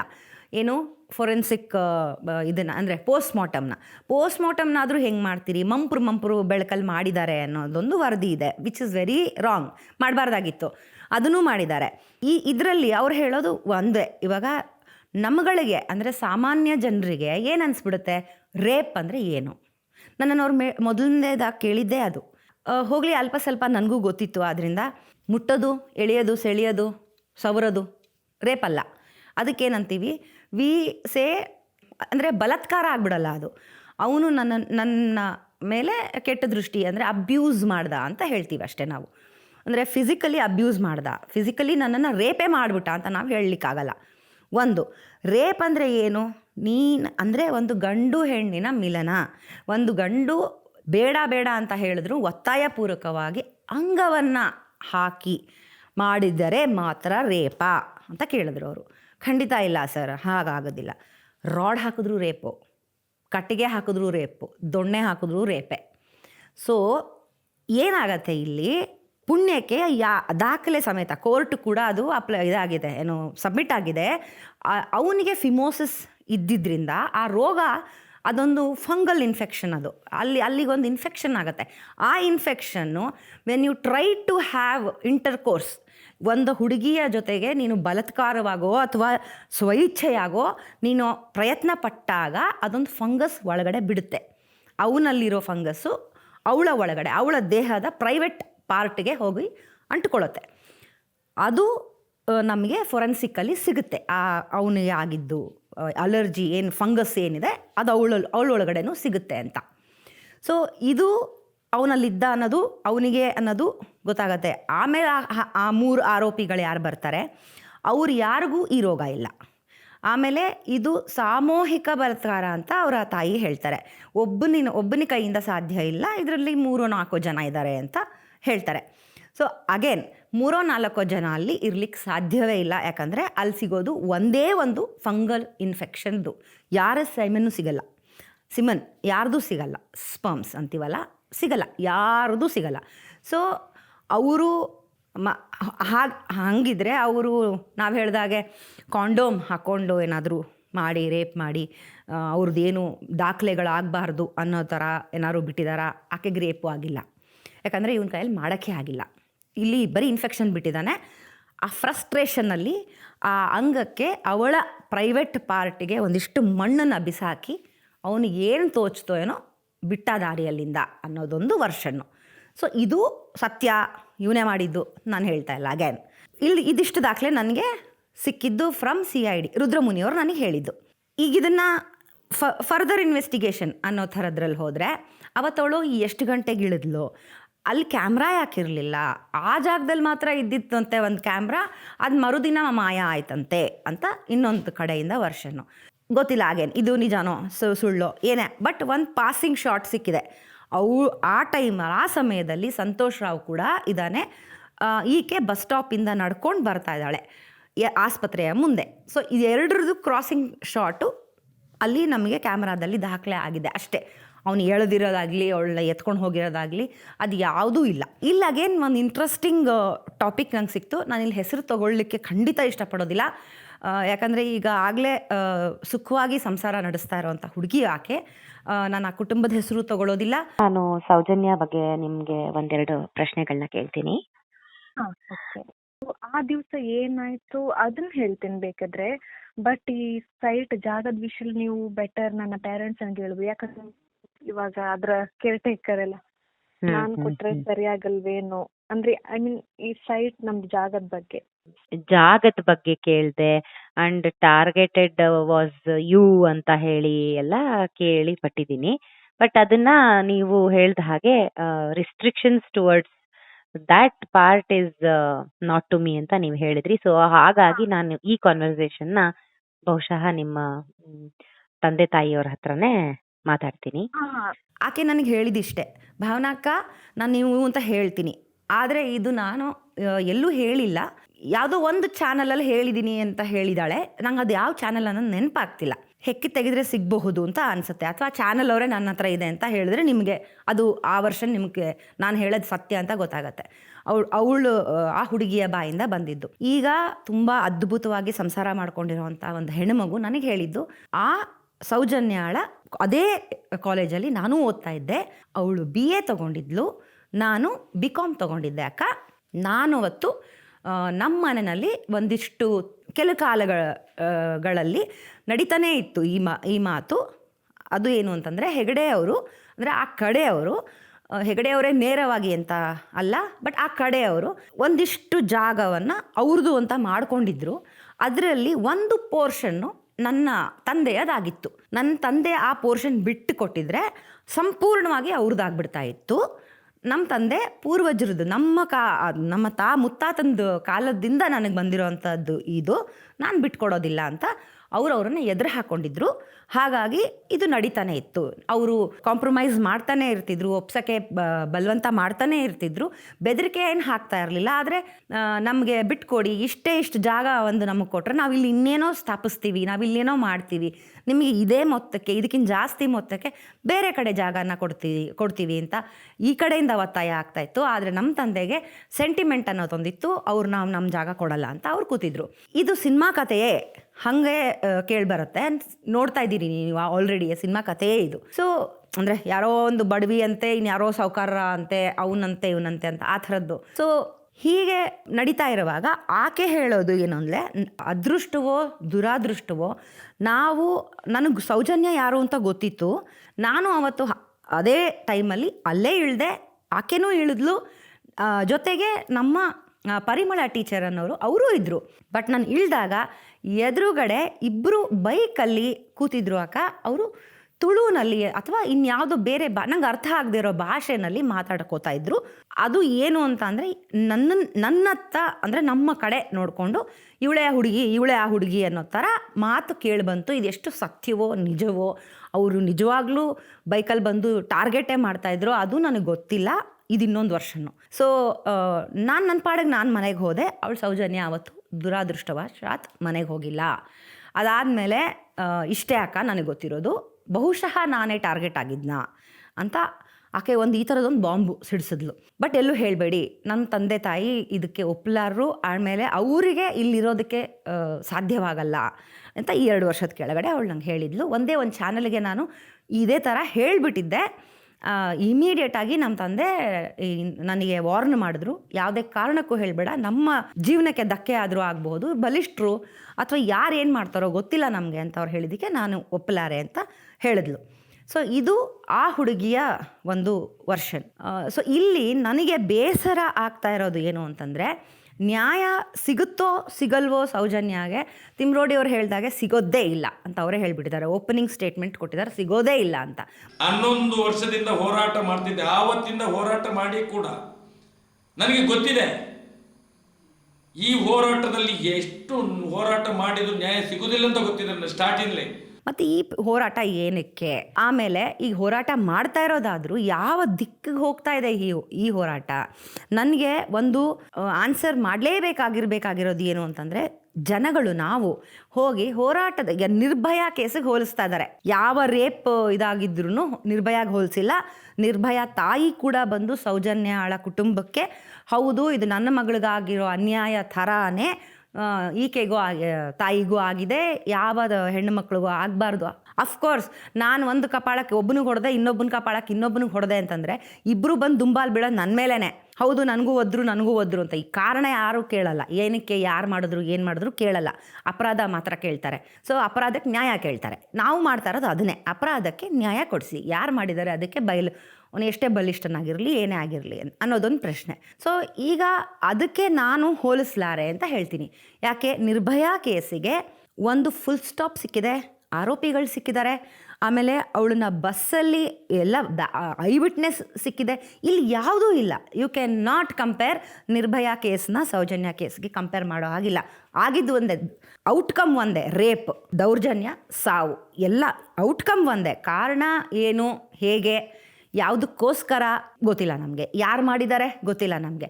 ಹಂಗೆ ನೋಡೋಕೆ ಹೋದರೆ 3 ಜನನ 1 ವರ್ಷದ ನಂತರ ಇವರು ಆರೋಪಿಗಳು, ಸಂತೋಷ್ ರಾವ್ ಅಲ್ಲ ಇವನೇ ಆರೋಪಿ ಅಂತ ಹೇಳಕ್ಕೆ ಅಂತ ಬಂದಾಗ ಆ 3 ಜನ ಆರೋಪಿಗಳಿಗೆ ಯಾವ ಹಾಗೆ ನೋಡಕ್ಕೆ ಹೋದರೆ to a common people, to a common girl, to a common woman, to a common man ಅನ್ಸೋದು ಇವ್ರಿಗೇನು ದರ್ದಿತ್ತು, ಇವ್ರು ಮಾಡೇ ಇಲ್ಲ ಅಂತಂದರೆ ಮಂಪ್ರ ಪರೀಕ್ಷೆ ಯಾಕೆ ಮಾಡ್ಕೊಳಕ್ಕೆ ರೆಡಿ ಆಗ್ತಿದ್ರು. ಆ್ಯಕ್ಚುಲಿ ಅವ್ರು ಹೇಳೇ ಇಲ್ಲ, ಪೊಲೀಸರು ಹೇಳಿಲ್ಲ ಅಥವಾ ಧರ್ಮಾಧಿಕಾರಿಗಳೇ ಹೇಳಿಲ್ಲ, ಒತ್ತಾಯ ಮಾಡಿಲ್ಲ ಅವ್ರಿಗೆ, ಇಲ್ಲ ನೀನು ಮಾಡು, ನೀನೇ ಮಾಡಿರೋದು, ನೀವು 3 ಜನನೇ ಸೇರ್ಕೊಂಡು ಮಾಡಿರೋದು ಅಂತ ಯಾರೂ ಹೇಳಿಲ್ಲ. ಅವರು ನಮ್ಮ ಮೇಲೆ ಹೊರಿಸ್ತಿರೋ ಆರೋಪನ ತಪ್ಪಿಸ್ಕೋಬೇಕು, ನಾವು ಖಂಡಿತವಾಗೂ ವಿ ಆರ್ ಕ್ಲೀನ್, ನಮಗೆ ಕ್ಲೀನ್ ಚಿಟ್ ಕೊಡಿ ಅಂತ ನ್ಯಾಯ ಕೇಳ್ಕೊಳ್ಳೋದಕ್ಕೋಸ್ಕರ ಮಂಪ್ರು ಪರೀಕ್ಷೆ ಒಳಗಾಗ್ತಾರೆ. ಹಾಗೆ ನೋಡೋಕೆ ಹೋದರೆ ಅದು ಅವ್ರ ಹಕ್ಕದು. ಹೋದರೂ ಹೋಗ್ಬೋದು, ಹೋಗದೇನೂ ಇರ್ಬೋದು. ಸಂತೋಷ್ ರಾವ್ ಹೋಗಲಿಲ್ಲ, ಸಂತೋಷ್ ರಾವ್ಗೆ ಅವ್ರ ವಕೀಲರು ಹೇಳಿರ್ಬೋದು ಹೋಗಬೇಡ ಅಂತ ಒಂದು. ಅಥವಾ ಸಂತೋಷ್ ವೈಯಕ್ತಿಕ, ಈಗ ನನಗೆ ಕರೆದು ಯಾರಾದರೂ ನೀನು ಈ ಕೇಸಲ್ಲಿ ಫಿಟ್ ಆಗಿದೆ ಮಂಪ್ರ ಪರೀಕ್ಷೆ ಮಾಡಿಸ್ಕೋಬಾ ಅಂತ ಹೇಳಿದ್ರೆ ಇಟ್ಸ್ ನಾಟ್ ಈಸಿ. ನನ್ನ ಒಪ್ಪಿಗೆ ಇಲ್ಲದೆ ಮಾಡ್ಲಿಕ್ಕೆ ಸಾಧ್ಯ ಇಲ್ಲ, ಅದು ಆ್ಯಸ್ ಅ ಲಾ ಮಾಡ್ಲಿಕ್ಕೆ ಸಾಧ್ಯ ಇಲ್ಲ. ಸೊ ಹಾಗಾಗಿ ಸಂತೋಷ್ ರಾವ್ ಮಾಡಿಸ್ಕೊಂಡಿಲ್ಲ, ಗೊತ್ತಿಲ್ಲ ಅವನು ಫಸ್ಟ್ ಆಫ್ ಆಲ್ ಸೈಕಾಲಜಿಕಲಿ ಅವನು ಸರಿ ಇಲ್ಲ. ಸೊ ಅದ್ರ ಮೇಲೆ ಮಂಪ್ರು ಪರೀಕ್ಷೆ ಮಾಡಿದಾಗ ಏನೇನು ಆಚೆ ಬರುತ್ತೋ ಯಾರಿಗೊತ್ತು, ವಿ ಡೋಂಟ್ ನೋ. ಬಟ್ ಅವ್ನು ಮಾಡಿಸ್ಕೋತೀನಿ ಅಂತ ಮಾಡಿಸ್ಕೋಬೋದು ಆಗಿತ್ತಲ್ಲ, if he was that very sure ಅಂತ ಒಂದು ಪ್ರಶ್ನೆ ಹುಟ್ಟುತ್ತೆ. ಇನ್ನೊಂದೇನಾಗತ್ತೆ, ಅವನು ಮಂಪ್ರಿ ಪರೀಕ್ಷೆ ಒಪ್ಪಲ್ಲ ಹೌದು, ಬಟ್ ಒಂದು ಸೈಕಿಯಾಟಿಸ್ಟ್ ಮುಂದೆ ಕೂತ್ಕೊಂಡು ಅವ್ರಿಗೆ ಗೊತ್ತಿರುತ್ತೆ. ಒಂದು ಸೈಕಿಯಾಟಿಸ್ಟಿಗೆ ಅವರ ಒಂದು, ನೀವೇ ಗಮನಿಸಿ, ನಾನು ಸೈಕಾಲಜಿ ಓದಿದ್ದೀನಿ, ಸಣ್ಣ ಪುಟ್ಟ ವಿಷಯಗಳು ನನಗೆ ಗೊತ್ತು. ನಿಮಗೆ ಒಂದು ಪ್ರಶ್ನೆ ಯಾರಾದರೂ ಕೇಳಿದಾಗ ಸುಳ್ಳು ಹೇಳ್ತಿದ್ದೀನಿ ಅಂತಂದಾಗ ನೀವು ಮಾಡಬೇಕಾಗಿರೋ ಮೊದಲನೇ ಕೆಲಸ ಏನು ಗೊತ್ತಾ, ಅವ್ರ ಕಿವಿ ನೋಡಬೇಕು. ಕಿವಿ ನೆಟ್ಟಗಾಗತ್ತೆ ಹಿಂಗೆ ಸುಳ್ಳು ಹೇಳುವಾಗ, ಅಂದರೆ ಏನು ಹೇಳಲಿ ಅನ್ನೋವಾಗ ಕಿವಿ ಅಲ್ಲಾಡತ್ತೆ ಹಿಂಗೆ ಒಂದ್ಸತಿ. ಅದು ಇಟ್ಸ್ ಅ ವೆರಿ ವೆರಿ ಸೂಕ್ಷ್ಮವಾಗಿರೋ ಅಂಥ ಗಮನ ಕೊಡಬೇಕಾಗಿರೋ ಅಂಥ ಇದು. ಪ್ರತಿ ಸತಿ ನೀರು, ಮಳೆ, ಮರ ಮತ್ತು ಕಟ್ ಹಾಕಿರೋದು ಅಂದಾಗೆಲ್ಲ ಅವನು ಕಿವಿ ಹೋಗ್ತಾನೆ ಇತ್ತು, ಶೇಕ್ ಆಗ್ತಾನೆ ಇತ್ತು. ಇದನ್ನೇ ಇಂಥವೇ ಸ್ಟಡಿ ಮಾಡೋದು ಸೈಕಿಯಾಟ್ರಿಸ್ಟ್ಗಳು ಕೂತ್ಕೊಂಡಾಗ. ಕ್ರೈಮ್ ಹೆಂಗೆ ನಾವು ಇದು ಸೂಸೈಡ್ ಅಲ್ಲ ಇದು ಮರ್ಡ್ರು ಅಂತ ಹೇಳ್ತೀವಿ, ನೇಣು ಹಾಕ್ಕೊಂಡು ಸಾಯಿಸ್ಬಿಟ್ಟು ನೇಣು ಹಾಕ್ಬಿಟ್ರೆ ಹೆಂಗೆ, ನೀನೇ ನೇಣು ಹಾಕ್ಕೊಂಡ್ರೆ ಯು ಬರುತ್ತೆ, ನೀಲ್ಗಟ್ಟಿರೋದು ಯು ಆಗಿರುತ್ತೆ. ನಾನು ಬಿಗಿದ್ರೆ ಸರ್ಕಲ್ ಆಗುತ್ತೆ, ಯು ಆಗಲ್ಲ. ಯಾಕಂದರೆ ತೂಕ ಭಾರದ್ದು ದೇಹದ ತೂಕ ಹಗ್ಗಕ್ಕೆ ಅಥವಾ ದುಪ್ಪಟ್ಟಾಗೋ ಎಲ್ಲಿಗೆ ನಿನ್ನ ಬಟ್ಟೆಗೆ ಹೆಂಗೆ ಕಟ್ಕೊಂಡ್ರು ಹಿಂಗೆ ಬೀಳುತ್ತೆ, ಹಿಂಗೆ ಬೀಳಲ್ಲ. So ಇದೆರಡೂ difference. ಈಗ ಕ್ರೈಮಲ್ಲಿ ಇದ್ದಾಗ ಅದನ್ನು ಸ್ಟಡಿ ಮಾಡಿದಾಗ ಇವೆಲ್ಲದ್ರದ್ದು ಸಣ್ಣ ಸಣ್ಣ ಸಣ್ಣ ಸಣ್ಣ ಇದರಲ್ಲೇ ಗೊತ್ತಾಗ್ಬಿಡುತ್ತೆ, ಇದು ರೇಪಾ, ಇದು ಮರ್ಡರಾ, ಏನಿದು ಆತ್ಮಹತ್ಯೆನಾ, ಎಲ್ಲದೂ ಗೊತ್ತಾಗ್ತಾ ಹೋಗುತ್ತೆ. ಸೊ ಈ ಥರದ್ರಲ್ಲಿ ಸೈಕಿಯಾಟ್ರಿಸ್ಟ್ ಆಗಿರೋ ಅಂಥ, ಐ ಆಮ್ ವೆರಿ ಸಾರಿ ನಂಗೆ ಅವ್ರ ಹೆಸರು ನೆನಪಾಗ್ತಾ ಇಲ್ಲ. ಸೊ ಅವರು ಕಂಪ್ಲೀಟಾಗಿ ಈತಾನೇ ಮಾಡಿದ್ದಾನೆ ಅಂತ ಹೇಳಿ ಬರೆದು ಕೊಟ್ಬಿಡ್ತಾರೆ. ಯಾಕಂದರೆ ಅವ್ರನ್ನ ಸ್ಟಡಿ ಮಾಡ್ತಾರೆ, ಅವ್ನ ಮಂಪ್ರ ಪರೀಕ್ಷೆಗೆ ಒಪ್ಪಲ್ಲ. ಸೊ ಹಾಗಾಗಿ ಓಕೆ, ನಾನು ಅವನನ್ನು ಕೂರಿಸ್ಕೊಂಡು ಸೆಷನ್ ಮೇಲೆ ಸೆಷನ್ನು ಕೂರಿಸ್ಕೊಂಡು ಗಂಟೆಗಟ್ಟಲೆ ಅವನ ಹತ್ರ ಮಾತಾಡ್ತಾ ಬೇರೆ ಯಾವ ವಿಷಯ ಮಾತಾಡಿದ್ರೂ ಆರಾಮಾಗಿ ಉತ್ತರ ಕೊಟ್ಕೊಂಡು ಹೋಗ್ತಾ ಇದ್ದಂಥವನು. ಸೌಜನ್ಯ ಬಗ್ಗೆ ಮಾತು ಕೂಡಲೇ ಅವನು ಹಿಂದೆ ಏಟಾಕೋದು, ಅವನ ಬಿಹೇವಿಯರ್ಸ್ ಇರುತ್ತಲ್ಲ ಅದ್ರ ಮೇಲೆ ಅವರು ಒಂದು ರಿಟರ್ನ್ ಇದನ್ನು ಕೊಡ್ತಾರೆ, ಸೇಯಿಂಗ್ ಇವನೇ ಇರಬಹುದು, ಇನ್ಯಾರೂ ಇರ್ಲಿಕ್ಕೆ ಸಾಧ್ಯ ಇಲ್ಲ. 99%, ಇನ್ನೊಂದು ಪರ್ಸೆಂಟ್ ಹಾಗಾದರೆ ನಮಗೆ ಗೊತ್ತಿಲ್ಲ. ಅಗೇನ್ ಗೊಂದಲ. ಆ 1% ಇರ್ಬೋದು, ಅವನೇ ಬಚಾವಾಗಿರ್ಬೋದು. 99ನಲ್ಲಿ ಅವನು ಮಾನಸಿಕವಾಗಿ ಅಸ್ವಸ್ಥ ಆದಾಗ ಹೆದರಿರ್ಬೋದು. ಅವನು ಒಂದು ಮರ್ಡರ್ ಮೇಲೆ ನನ್ನನ್ನು ಕೂರಿಸ್ತಾ ಇದ್ದಾರೆ ಅಂದಾಗ ಏನಪ್ಪ ಹೇಳಲಿ ಅಂತಾನೋ ಅಂದ್ಕೊಂಡಿರ್ಬೋದು. ಸೊ ನಾವು ವಿ ಡೋಂಟ್ ನೋ. ಅದು ಮತ್ತು ತಿರ್ಗಾ ಅದು ಎವಿಡೆನ್ಸ್ ಆಗಿ, ಗಟ್ಟಿ ಎವಿಡೆನ್ಸ್ ಆಗಿ ನಿಲ್ಲಲ್ಲ. ಹಾಗೆ ಈಗ ಒಂದು ಸಿಂಪಲ್ ಎಕ್ಸಾಂಪಲ್ ಕೊಡ್ತೀನಿ ಅಂತಂದರೆ, ಕೋರ್ಟಲ್ಲಿ ಎಂತೆಂಥ ಎಡವಟ್ಟುಗಳಾಗ್ಬಿಡ್ತು ಇದರಲ್ಲಿ ಅಂತ. ಈಗ ನ್ಯಾಯಾಧೀಶರು ಏನು ಹೇಳ್ತಾರೆ, ನ್ಯಾಯಾಲಯ ಏನೇನು ಹೇಳುತ್ತೆ ಅದನ್ನು ನಾವು ಒಪ್ಕೊಳ್ಳೇಬೇಕು, ನಾವು ಅದಕ್ಕೆ ಹೋಗಲೇಬೇಕು. ಅದಕ್ಕಿಂತ ದೊಡ್ಡದು ಇನ್ನೇನೂ ಇಲ್ಲ, ನಮ್ಮೆಲ್ಲರಿಗೂ ಗೊತ್ತಿದೆ ಅದು. ಸೊ ಇಲ್ಲೇನಾಗ್ಬಿಡುತ್ತೆ, ವಾದ ವಿವಾದಗಳಲ್ಲಿ ತುಂಬ ಎಡವಟ್ಟಾಗತ್ತೆ. ಪಬ್ಲಿಕ್ ಪ್ರಾಸಿಕ್ಯೂಟರ್ ಮಾಡೋ ಅಂಥ ಕೆಲಸನ ಮತ್ತು ಅಪೋಸಿಷನ್ ಲಾಯರ್ ಕೆಲಸ ಏನಾಗ್ಬಿಡುತ್ತೆ, ಪೋಸ್ಟ್ ಮಾರ್ಟಮ್ ಮಾಡೋ ಅಂಥ ವ್ಯಕ್ತಿನ ಕಟಕಡೆಯಲ್ಲಿ ನಿಲ್ಲಿಸ್ಬಿಟ್ಟು ಗೈನಕಾಲಜಿಸ್ಟ್ ಕೇಳಬೇಕಾಗಿರೋ ಪ್ರಶ್ನೆಗಳನ್ನ ಕೇಳ್ತಾರೆ. ಚಾರ್ಜ್ ಶೀಟಲ್ಲಿದೆ, ಗೈನಕಾಲಜಿಸ್ಟಿಗೆ ಕೇಳಬೇಕಾಗಿರೋ ಪ್ರಶ್ನೆಗಳನ್ನು ಪೋಸ್ಟ್ ಮಾರ್ಟಮ್ ಮಾಡಿದವನ ಹತ್ರ ಕೇಳ್ತಾರೆ. ಪೋಸ್ಟ್ ಮಾರ್ಟಮ್ ಮಾಡಿದವನ ಹತ್ರ ಕೇಳಬೇಕಾಗಿರೋ ಪ್ರಶ್ನೆಗಳನ್ನ ಫೊರೆನ್ಸಿಕ್ ಲ್ಯಾಬ್ ಅವ್ರ ಹತ್ರ ಕೇಳ್ತಾರೆ. ಅಲ್ಲಿ ಏನ್ರಿ ನನ್ಗೆ ಹಿಂಗೆ ಕೇಳ್ತಾ ಇದ್ದೀರಾ, ನನ್ಗೆ ಇದೆಲ್ಲ ಗೊತ್ತಾಗಲ್ಲ, ನೀವು ಇದ್ರ ಬಗ್ಗೆ ಕೇಳಿ ಅಂತೆಲ್ಲ ಅಲ್ಲಿ ನ್ಯಾಯಾಲಯದಲ್ಲಿ ನಾನು ನೀವು ಮಾತಾಡೋಕ್ಕಾಗಲ್ಲ. ಅಲ್ಲಿ ಏನು ಲಾಯರ್ ಕೇಳ್ತಾನೆ ಅದನ್ನೇ ಉತ್ತರ ಕೊಡ್ಬೇಕು ನಾವು. ಸೊ ಹೌದಾ ಇಲ್ವಾ ಇಷ್ಟು ಹೇಳು ಹೋಗ್ತಾ ಇರೋ ಅಂತಾರವರು. ಹೌದು ಅಂತ ಹೇಳಬೇಕು, ಇಲ್ಲ ಅಂತ ಹೇಳಬೇಕು ಅಷ್ಟೇ, ನನಗೆ ಗೊತ್ತಿಲ್ಲ ಅಂತ ಹೇಳಬೇಕು, ಬಿಟ್ಟರೆ ಇನ್ನೇನು ಹೇಳೋಕ್ಕಾಗಲ್ಲ. ಸೊ ಇಲ್ಲಿ ಫೇಲ್ ಆಗುತ್ತೆ.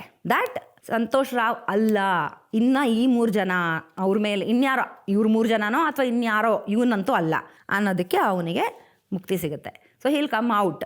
ಈಗ ನಾವೇನು ಸುಪ್ರೀಂ ಕೋರ್ಟ್ಗೆ ಹೋಗಬೇಕು, ಈಗ ನೆಕ್ಸ್ಟ್ ಏನು ಗೋದೇರ್ ಅಂತಾರೆ, ಈಗ ಅಲ್ಲಿಗೆ ಹೋಗಬೇಕು. ಈಗ ಅಲ್ಲಿ ಏನೇನಾಗುತ್ತೆ, ಅಲ್ಲಿ ಏನೇನು ನಡೆಯುತ್ತೆ, ಅಲ್ಲಿ ಯಾವ್ಯಾವ ಥರ ಪ್ರಶ್ನೆಗಳು ಕೇಳ್ತಾರೆ, ಅಷ್ಟೊತ್ತಿಗೆ ಸಂತೋಷ್ ರಾವ್ ಮಾನಸಿಕವಾಗಿ ಸ್ಥಿತಿ ಏನಾಗಿರುತ್ತೆ. ಈಗ ಆಗಲೇ ಇನ್ನೊಂದು ವಿಡಿಯೋ ತುಂಬ ಸಣ್ಣದಾಗೆ ತೋರಿಸ್ಬಲ್ಲೆ, ಯಾಕಂದರೆ ಲೈಟಿಂಗ್ಸ್ ಇರಲಿಲ್ಲ. ನಾನು ತಾಯಿ ಅವರ ಮಾವ ವಿಠ್ಠಲ ಗೌಡ ಅವರ ಹತ್ರ ಮಾತಾಡ್ತಾ ಇದ್ದೆ. ಆಮೇಲೆ ಅವರ ಅಣ್ಣ ಅಂದ್ಕೊಳ್ತೀನಿ, ಅಂದರೆ ದೊಡ್ಡಪ್ಪ ಅಂದರೆ ಅಣ್ಣ, ತಾಯಿಯ ಸೌಜನ್ಯ ತಾಯಿಯ ಅಣ್ಣನ ಮಗನೋ ಆ ಥರ ಏನೋ ಆ ಹುಡುಗ ಇಷ್ಟೊತ್ತಾದರೂ ಮನೆಗೆ ಬಂದಿಲ್ವಲ್ಲ, ಅವತ್ತು ಹೊಸ ಅಕ್ಕಿ, ಸೊ ಹಬ್ಬ ಇನ್ನೂ ಮನೆಗೆ ಬಂದಿಲ್ಲ, ಬೆಳಗ್ಗೆ ತಿಂಡಿನೂ ಸಹ ತಿಂದೇ ಇರೋ ಹುಡುಗಿ ಹೋಗಿದ್ದಾಳಲ್ಲ ಅಂತ ಅವರು ಚಿಂತೆ ಮಾಡ್ತಾ ಇದ್ದಾಗ ಹೆಲ್ಪ್ ಮಾಡೋದೇ ಇವರು. ಈ ಹುಡುಗ ಅಣ್ಣನ ಸ್ಥಾನದಲ್ಲಿ ನಿಂತಿದ್ದ ಆ ಹುಡುಗ ಜೊತೆಗೆ ವಿಠಲಗೌಡ ಅವರು ಹುಡುಕೊಂಡು ಅಷ್ಟು ರಾತ್ರಿ 10-10:30 ರಾತ್ರಿವರೆಗೂ ಹುಡುಕಿದ್ದಾರೆ.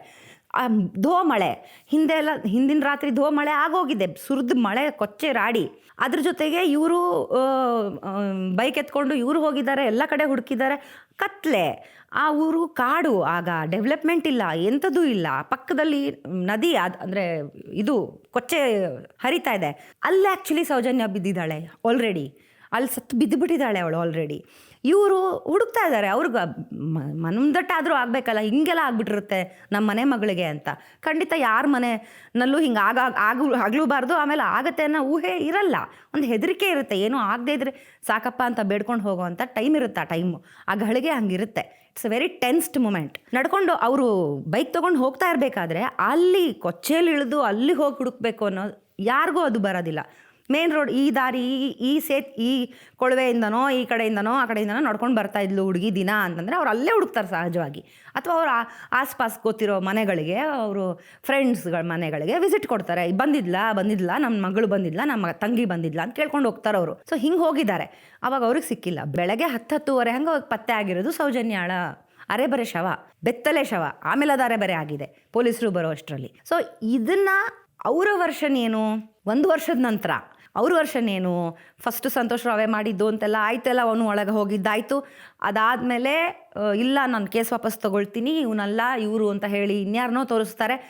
ಅವಾಗೇನಾಗುತ್ತೆ, ಆ ಜಾಗಕ್ಕೆ ಇವ್ರು ಯಾಕೆ ಮೊದಲೇ ಹೋಗಿಲ್ಲ ಅಂದರೆ, ನಾವು ಅಲ್ಲಿ ಹೋಗಿದ್ವಿ, ನಮ್ಗಲ್ಲಿ ಕತ್ಲೆ ರೀ, ಎಲ್ರಿಗೆ ಕಾಣಿಸೋದಕ್ಕೆ ಸಾಧ್ಯವೇ ಇಲ್ಲ, ನೀನು ಬೆಳಗ್ಗೆನೇ ನೋಡಬೇಕಾಗಿರೋದು. ಬೆಳಗ್ಗೆ ಅವರೂ ನೋಡಿಲ್ಲ, ಬೇರೆ ಯಾರೋ ನೋಡಿ ಹೇಳಿರೋದು, ಇಲ್ಲಿದೆ ನೋಡಿ ನಿಮಗೆ ಶವ ಅಂತ. ಸೊ ಆ ಟೈಮಾಗ ಅವ್ರು ಅಲ್ಲಿ ಹೋದಾಗ ಅದನ್ನು ಅವರು ಆಘಾತವಾಗಿ ತೊಗೊಂಡಿದ್ದಾರೆ, ಅದನ್ನು ಒಪ್ಕೊಂಡಿದ್ದಾರೆ. ನೋಡಿ ಇವನು ಸಿಕ್ಕಿದ್ದಾನೆ ಅಂತ ಹೇಳಿದ್ದಾರೆ, ಇವನೇ ಅಂತ ಅವರು ಒಪ್ಕೊಂಡಿದ್ದಾರೆ, ಮನ್ಸಾರೆ ಒಪ್ಕೊಂಡಿದ್ದಾರೆ, ಅದಕ್ಕೆ ಶೋಕ ಪಟ್ಟಿದ್ದಾರೆ, ಎಲ್ಲದೂ ಒಪ್ಕೊಳ್ಳೋಣ.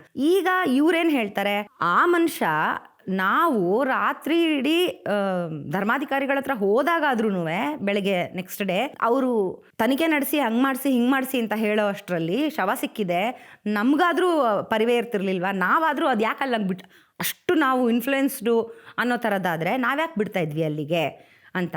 ಆ್ಯಂಡ್ ಸಿಕ್ಕಿರೋ 3 ಜನ ಯಾರು, ತಿಮ್ರೋಡಿಯವರು ಎದುರು ಹಾಕೊಂಡಿರೋ ಧರ್ಮಸ್ಥಳದ 2 ಕೆಲಸಗಾರರು. ಒಬ್ಬನು ಅಕೌಂಟ್ಸ್ ಡಿಪಾರ್ಟ್ಮೆಂಟಲ್ಲಿದ್ದಾನೆ ಧರ್ಮಸ್ಥಳದ್ದು, ಇನ್ನೊಬ್ಬರು ಇದರಲ್ಲಿದ್ದಾರೆ ಕನ್ಸ್ಟ್ರಕ್ಷನ್ ನೋಡ್ಕೊಳ್ಳೋ ಅಂಥ, ಸೈಟ್ ಕನ್ಸ್ಟ್ರಕ್ಷನ್ ನೋಡ್ಕೊಳ್ಳೋ ಅಂಥ ಒಂದು ಜವಾಬ್ದಾರಿ ತೊಗೊಂಡಿರೋವಂಥ ಒಂದು ವ್ಯಕ್ತಿ. ಇನ್ನು ಒಂದು ವೆರಿ ವೆರಿ ಸ್ಪೆಷಲ್ ಅಂತಂದರೆ, ಅಲ್ಲಿ ತುಂಬ ಜನ ಆಟೋ ಓಡಿಸೋ ಅಂತಹ ಅವರೆಲ್ಲರೂ ಆಲ್ಮೋಸ್ಟ್ ಆಲ್ 90% ಅಂತ ಇಟ್ಕೊಂಡ್ರು they all come from a lower class ಕಮ್ಯುನಿಟಿಯಿಂದ ಬರ್ತಾರೆ. ಸೊ ಅವರು ಆ ಇದರಲ್ಲಿ ಈ ಸಂತೋಷ್ ರಾವ್ನ ಯಾವಾಗ ಬಿಲ್ಡಿಂಗಿಂದ ಇಳಿ ಯಾಕೆ ಹಿಂಗೆ ಮಾಡ್ತಿದ್ಯಾ, ನೋಡೋಕ್ಕೂ ಹುಚ್ಚಂತರ ಇದೆಯಾ ನೀನು, ಯಾರು ನೀನು ಅಂತ ದಬ್ಬಾಳಿಕೆ ಮಾಡಿದಾಗ ಅವನು ತಪ್ಪಿಸ್ಕೊಳಕ್ಕೆ ಓಡ್ ಹೋದಾಗ ಸಾಲಾಗಿ ಅಂಗಡಿಗಳು, ಸಾಲಾಗಿ ಆಟೋಗಳು ನಿಂತಿದ್ದಾವೆ. ಆಟೋಗಳಲ್ಲಿ ಅವನು ಅಂಗಡಿಯ ಮತ್ತು ಆಟೋ ಮಧ್ಯದಲ್ಲಿ ಬಚ್ಚಿಟ್ಕೊಳ್ತಾನೆ. ಅವರು ಅಟ್ಯಾಕ್ ಮಾಡ್ತಾರೆ. ಅಲ್ಲಿ ಒಂದು ಆಟೋ ಅವನು ಅವತ್ತು ಇರಲೇ ಇಲ್ಲ ಅಂತ, ಇವಾಗ ಅವ್ರನ್ನ ನಾನು ಇರಲೇ ಇಲ್ಲ ಅಂತ ಆ ಮನುಷ್ಯ ಜೈನ್ಗೆ ಸಮುದಾಯಕ್ಕೆ ಬರ್ತಾನೆ. ಸೊ ಹೀಗಾಗಿ ಇಲ್ಲಿ ಎಲ್ಲರೂ ಕಾಸ್ಟ್ಗೆ ನಿಂತುಬಿಟ್ರಾ, ರಿಲಿಜಿಯನ್ಗೆ ನಿಂತುಬಿಟ್ರಾ. ಇದು ಒಂದು ಆಟೋ ಡ್ರೈವರಲ್ಲಿ ಜೈನ್ ಸಮುದಾಯಕ್ಕೆ ಅವನು ಜೈನರವರು, ಅವರು ಸಿಗ್ತಾರೆ. ಇಲ್ಲಿ ಅಕೌಂಟ್ಸ್ ಡಿಪಾರ್ಟ್ಮೆಂಟ್ ಅವನೊಬ್ಬನು ಸಿಗ್ತಾನೆ, ಈ ಕಡೆ ಇನ್ನೊಬ್ಬನು ಕನ್ಸ್ಟ್ರಕ್ಷನ್. ಈ 3 ಸಂಸಾರ ಎಲ್ರಿಗೂ ಮದುವೆ ಆಗಿದೆ, ಸುಖವಾಗಿದ್ದಾರೆ, ಯಾರಿಗೂ ಫಿಮೋಸಿಸ್ ಇಲ್ಲ. ಸೊ ರೇಪೇ ಆಗಿಲ್ಲ ಅಂದಮೇಲೆ ಫಿಮೋಸಿಸ್ ಅವಳದು ಇದು ಸಿಕ್ಕಿದ್ದೇನು, ಒಳಗಡೆ ಇನ್ಫೆಕ್ಷನ್ ಸಿಕ್ಕಿದ್ದೇನು, ಬರೀ ಸಂತೋಷ್ ರಾವಾಗಿದ್ದಿದ್ದ ಆ ಇನ್ಫೆಕ್ಷನ್. ಕಮಿಂಗ್ ಬ್ಯಾಕ್, ಈ ವಿಡಿಯೋಗಳ ನಂತರ ನಾನು ಮತ್ತೆ 4ನೇ ಆರೋಪಿನೂ ಇದ್ದಾರೆ, ನಿಶ್ಚಲ್ ಜೈನ್ ಅದು ಅದರ ಹೆಸರು. ಅವರು ಹರ್ಷೇಂದ್ರ ಹೆಗಡೆ ಅವರ ಮಗ. ಅವನು ಇದರಲ್ಲಿ ಪ್ರಮುಖವಾಗಿ ಅವನು ಕೂಡ ಇದರೊಳಗಡೆ ಇದ್ದಾನೆ ಅನ್ನೋ ಒಂದು ಪ್ರಶ್ನೆ, ಸುದ್ದಿ ಕೇಳಿ ಬರುತ್ತೆ. ಸೊ ಈಗ ಅವರು ಆ ಟೈಮಿನಲ್ಲಿ ನಡೆದ ದಿನದ ಇತಿಹಾಸ ತೆಗೆದು ನೋಡಿದ್ರೆ ಹಿ ಈಸ್ ನಾಟ್ ಇನ್ ನಮ್ಮ ಕಂಟ್ರಿಲೇ ಇಲ್ಲ. ಅದ್ರ ದಾಖಲೆನೂ ಇದೆ. ಬಟ್ ಅದು ತಿಮ್ರೋಡಿ ಅವ್ರ ಪ್ರಕಾರ ಆಗಿರ್ಬೋದು, ಅಥವಾ ಇನ್ನು ಯಾರ್ಯಾರ್ದು ಹೋರಾಟಗಾರರು ಯಾರ್ಯಾರಿದ್ದಾರೆ ಅವರೆಲ್ಲರ ಪ್ರಕಾರ ಅದು ಸೃಷ್ಟಿಸಿರೋದು. ಅದು it is very easy, it's not easy. ನಿನ್ನ ಬ್ಯಾಂಕ್ ಬ್ಯಾಲೆನ್ಸು ನೀನು ಸ್ವೈಪ್ ಮಾಡಿರೋ ಅಂಥ ಟೈಮು, ATM ಆ US ಇಂದ ಅವೆಲ್ಲ ಸೃಷ್ಟಿ ಮಾಡೋಕ್ಕೆ ಸಾಧ್ಯವೇ ಇಲ್ಲ. ಅದು ಅಷ್ಟೆಲ್ಲ ಆ ಮಟ್ಟಕ್ಕೆಲ್ಲ ಮೇಲಕ್ಕೆ ಇನ್ಫ್ಲೂಯೆನ್ಸ್ಡ್ ಯಾರು ಈ ಲಾ ಮೇಲೆ ಯಾರೂ ಇಲ್ಲ ಅಂತ ಅಂದ್ಕೊಳ್ತೀನಿ. ಇದೊಂದು ನಮಗೆ ಇಲ್ಲವೇ ಇಲ್ಲ ಅಂತ. ಬಟ್ ತಿಮ್ರೋಡಿ ಅವರ ಪ್ರಕಾರ ಇಲ್ಲ, ಅವನು ಪ್ರೈವೇಟ್ ಜೆಟ್ಟಿಂದ US ಅಮೇರಿಕಾಯಿಂದ ಅಲ್ಲಿಂದ ಹಾರಿಕೊಂಡು ಸೌಜನ್ಯಲ್ಲಿ ರೇಪ್ ಮಾಡಿ ಇಮಿಡಿಯೇಟ್ ವಾಪಸ್ ಹೋದ ಅಂತ. ಇದು ಹೇಗೆ ಏನನ್ಬೇಕು ಇದಕ್ಕೆ ಅಂತ ಗೊತ್ತಿಲ್ಲ.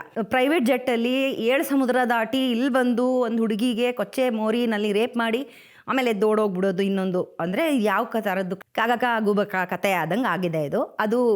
ಅದನ್ನು ಅಪಾರ್ಟ್ ಇಟ್ಬಿಡೋಣ, ಬಿಕಾಸ್ ಅವ್ನ ಪಾತ್ರವೇ ಇಲ್ಲ ಅಲ್ಲಿ ಅನ್ನೋದು ಇಟ್ಸ್ ವೆರಿ ಆಬ್ವಿಯಸ್.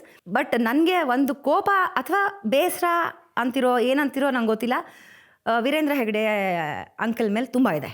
ಒಂದು ಅವ್ರ ಮೇಲೆ ಅವ್ರ ಪೀಠಕ್ಕೆ ಮರ್ಯಾದೆ ಇದೆ, ಅವ್ರ ವಯಸ್ಸಿಗೆ ಮರ್ಯಾದೆ ಇದೆ, ಅವರು ತಗೊಂಡಂಥ ಎಷ್ಟೋ ಹಲವಾರು ನಿಲುವುಗಳ ಮೇಲೆ ನನಗೆ ಒಪ್ಪಿಗೆನೂ ಇದೆ, ಕೆಲವುದಕ್ಕೆ ಧಿಕ್ಕಾರವೂ ಇದೆ.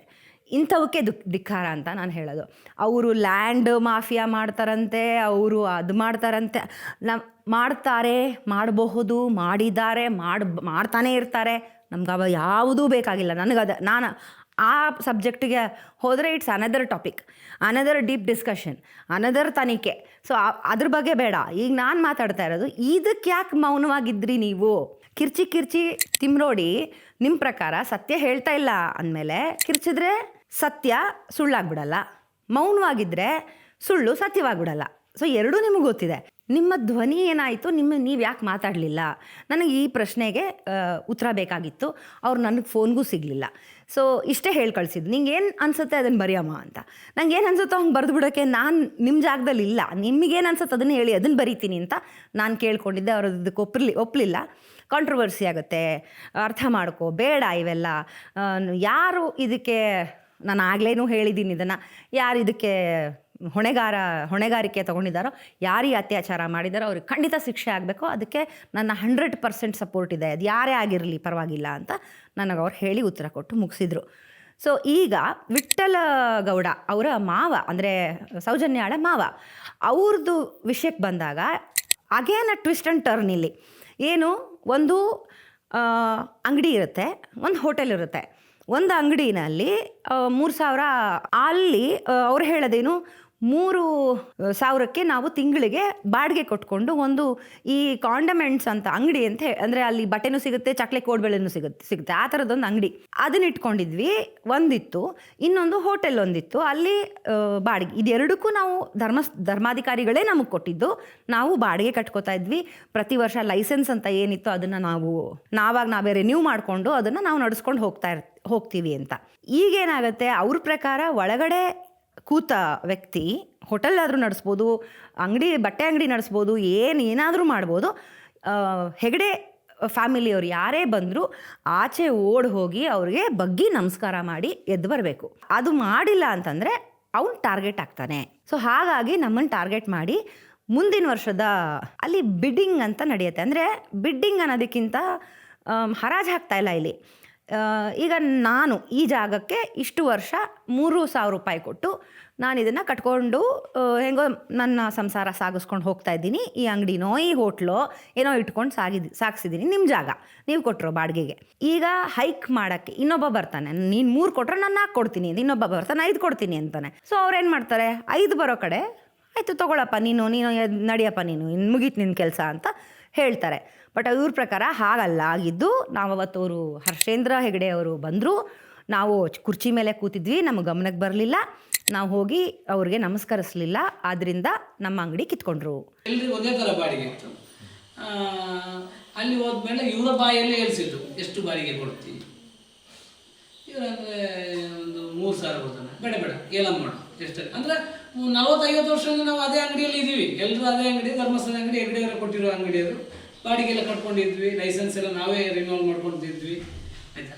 ಇದು 3,000 ಬೇಡ ಅಂತ ಕೊನೆಗೆ ಅವ್ರ ಬಾಯಿಂದನೇ 10,000 ರೂಪಾಯಿ ಬಾಡಿಗೆ ಇಳಿಸಿದ್ರು. 10,000 ಪ್ಲಸ್ ಏನು GST ಅದೇನೇ ಅಂತೇಳಿ ಅದು ಟ್ಯಾಕ್ಸನ್ನು ನಾವೇ ಕಟ್ಟಲಿಕ್ಕಿತ್ತು.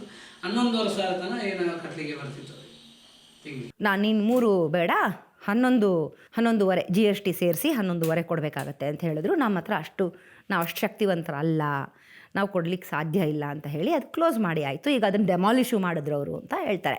ಇವಾಗ ಅದ್ರ ಸುಳಿವೂ ಇಲ್ಲ, ಅಂಗಡಿಯ ಸುಳಿವೂ ಇಲ್ಲ ಅಂತ ಹೇಳ್ತಾರೆ. ಈಗ ವಿಠ್ಠಲರಾವ್ ಅವ್ರ ಹತ್ರ ಸುಮಾರು ಮೋಸ್ಟ್ ಪ್ರಾಬಬಲಿ ಆ ರೆಕಾರ್ಡಲ್ಲಿದೆ, ನಾನೇ ಹೇಳಿದ್ರೆ ಅದು ತಪ್ಪಾಗ್ಲಿಕ್ಕಬಹುದು.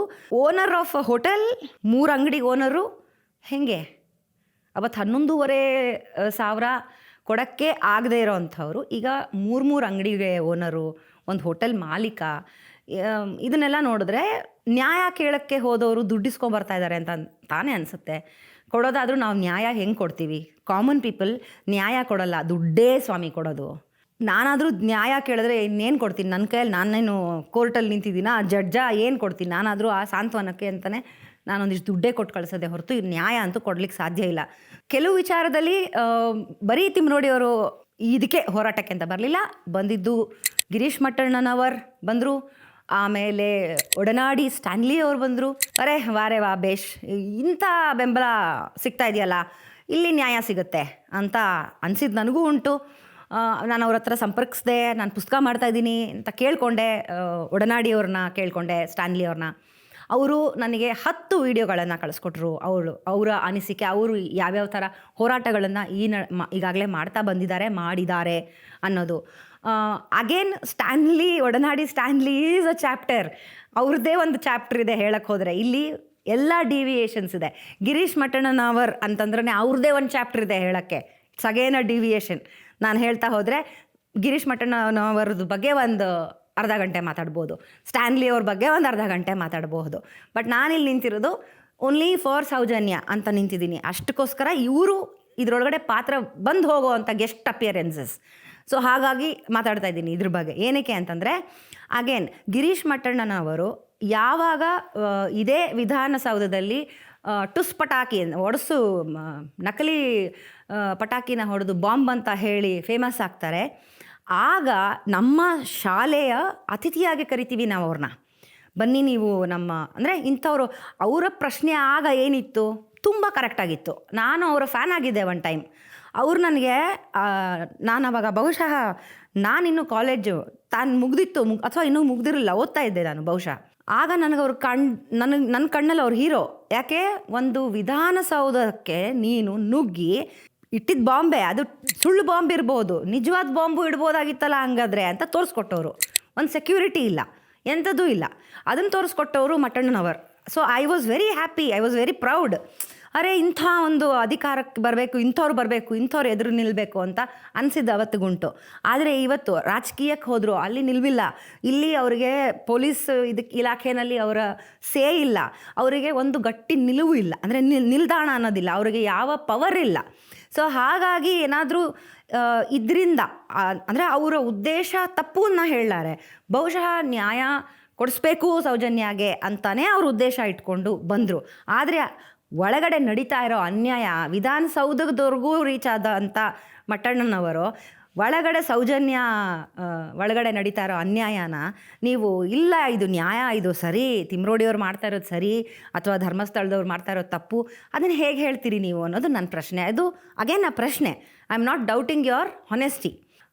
ಅಗೇನ್ ಸ್ಟ್ಯಾನ್ಲಿ ಅವ್ರಿಗೂ ನನಗಿದೆ ಪ್ರಶ್ನೆ. ನೀವು ಅಷ್ಟು ಒಂದು ಗಟ್ಟಿ ಒಂದು ಪಿಲ್ಲರ್ಸ್ ಅಂತ ನಿಂತಿದ್ದೀರಿ. ನಾನು ಈ ಹೋರಾಟಕ್ಕೆ ಈ ಸೌಜನ್ಯ ಅನ್ನೋ ಹೆಣ್ಣು ಮಗುಗೆ ನ್ಯಾಯ ಕೊಡಿಸ್ತೀನಿ, ನಾವು ಕೊಡಿಸ್ತೀವಿ ಅಂತ ನೀವು ನಿಂತಾದ್ಮೇಲೆ ಅಲ್ಲಿ ಒಳಗಡೆ ಏನಾದರೂ ದೋಷಗಳಾಗ್ತಿದ್ದಾವಾ? ಈಗ ಹತ್ತಿರದಲ್ಲಿಂದ ನೋಡ್ತಾ ಇರೋದು ತಾವುಗಳೇ ಇದಕ್ಕೆ ಉತ್ತರ ಕೊಡಬೇಕು.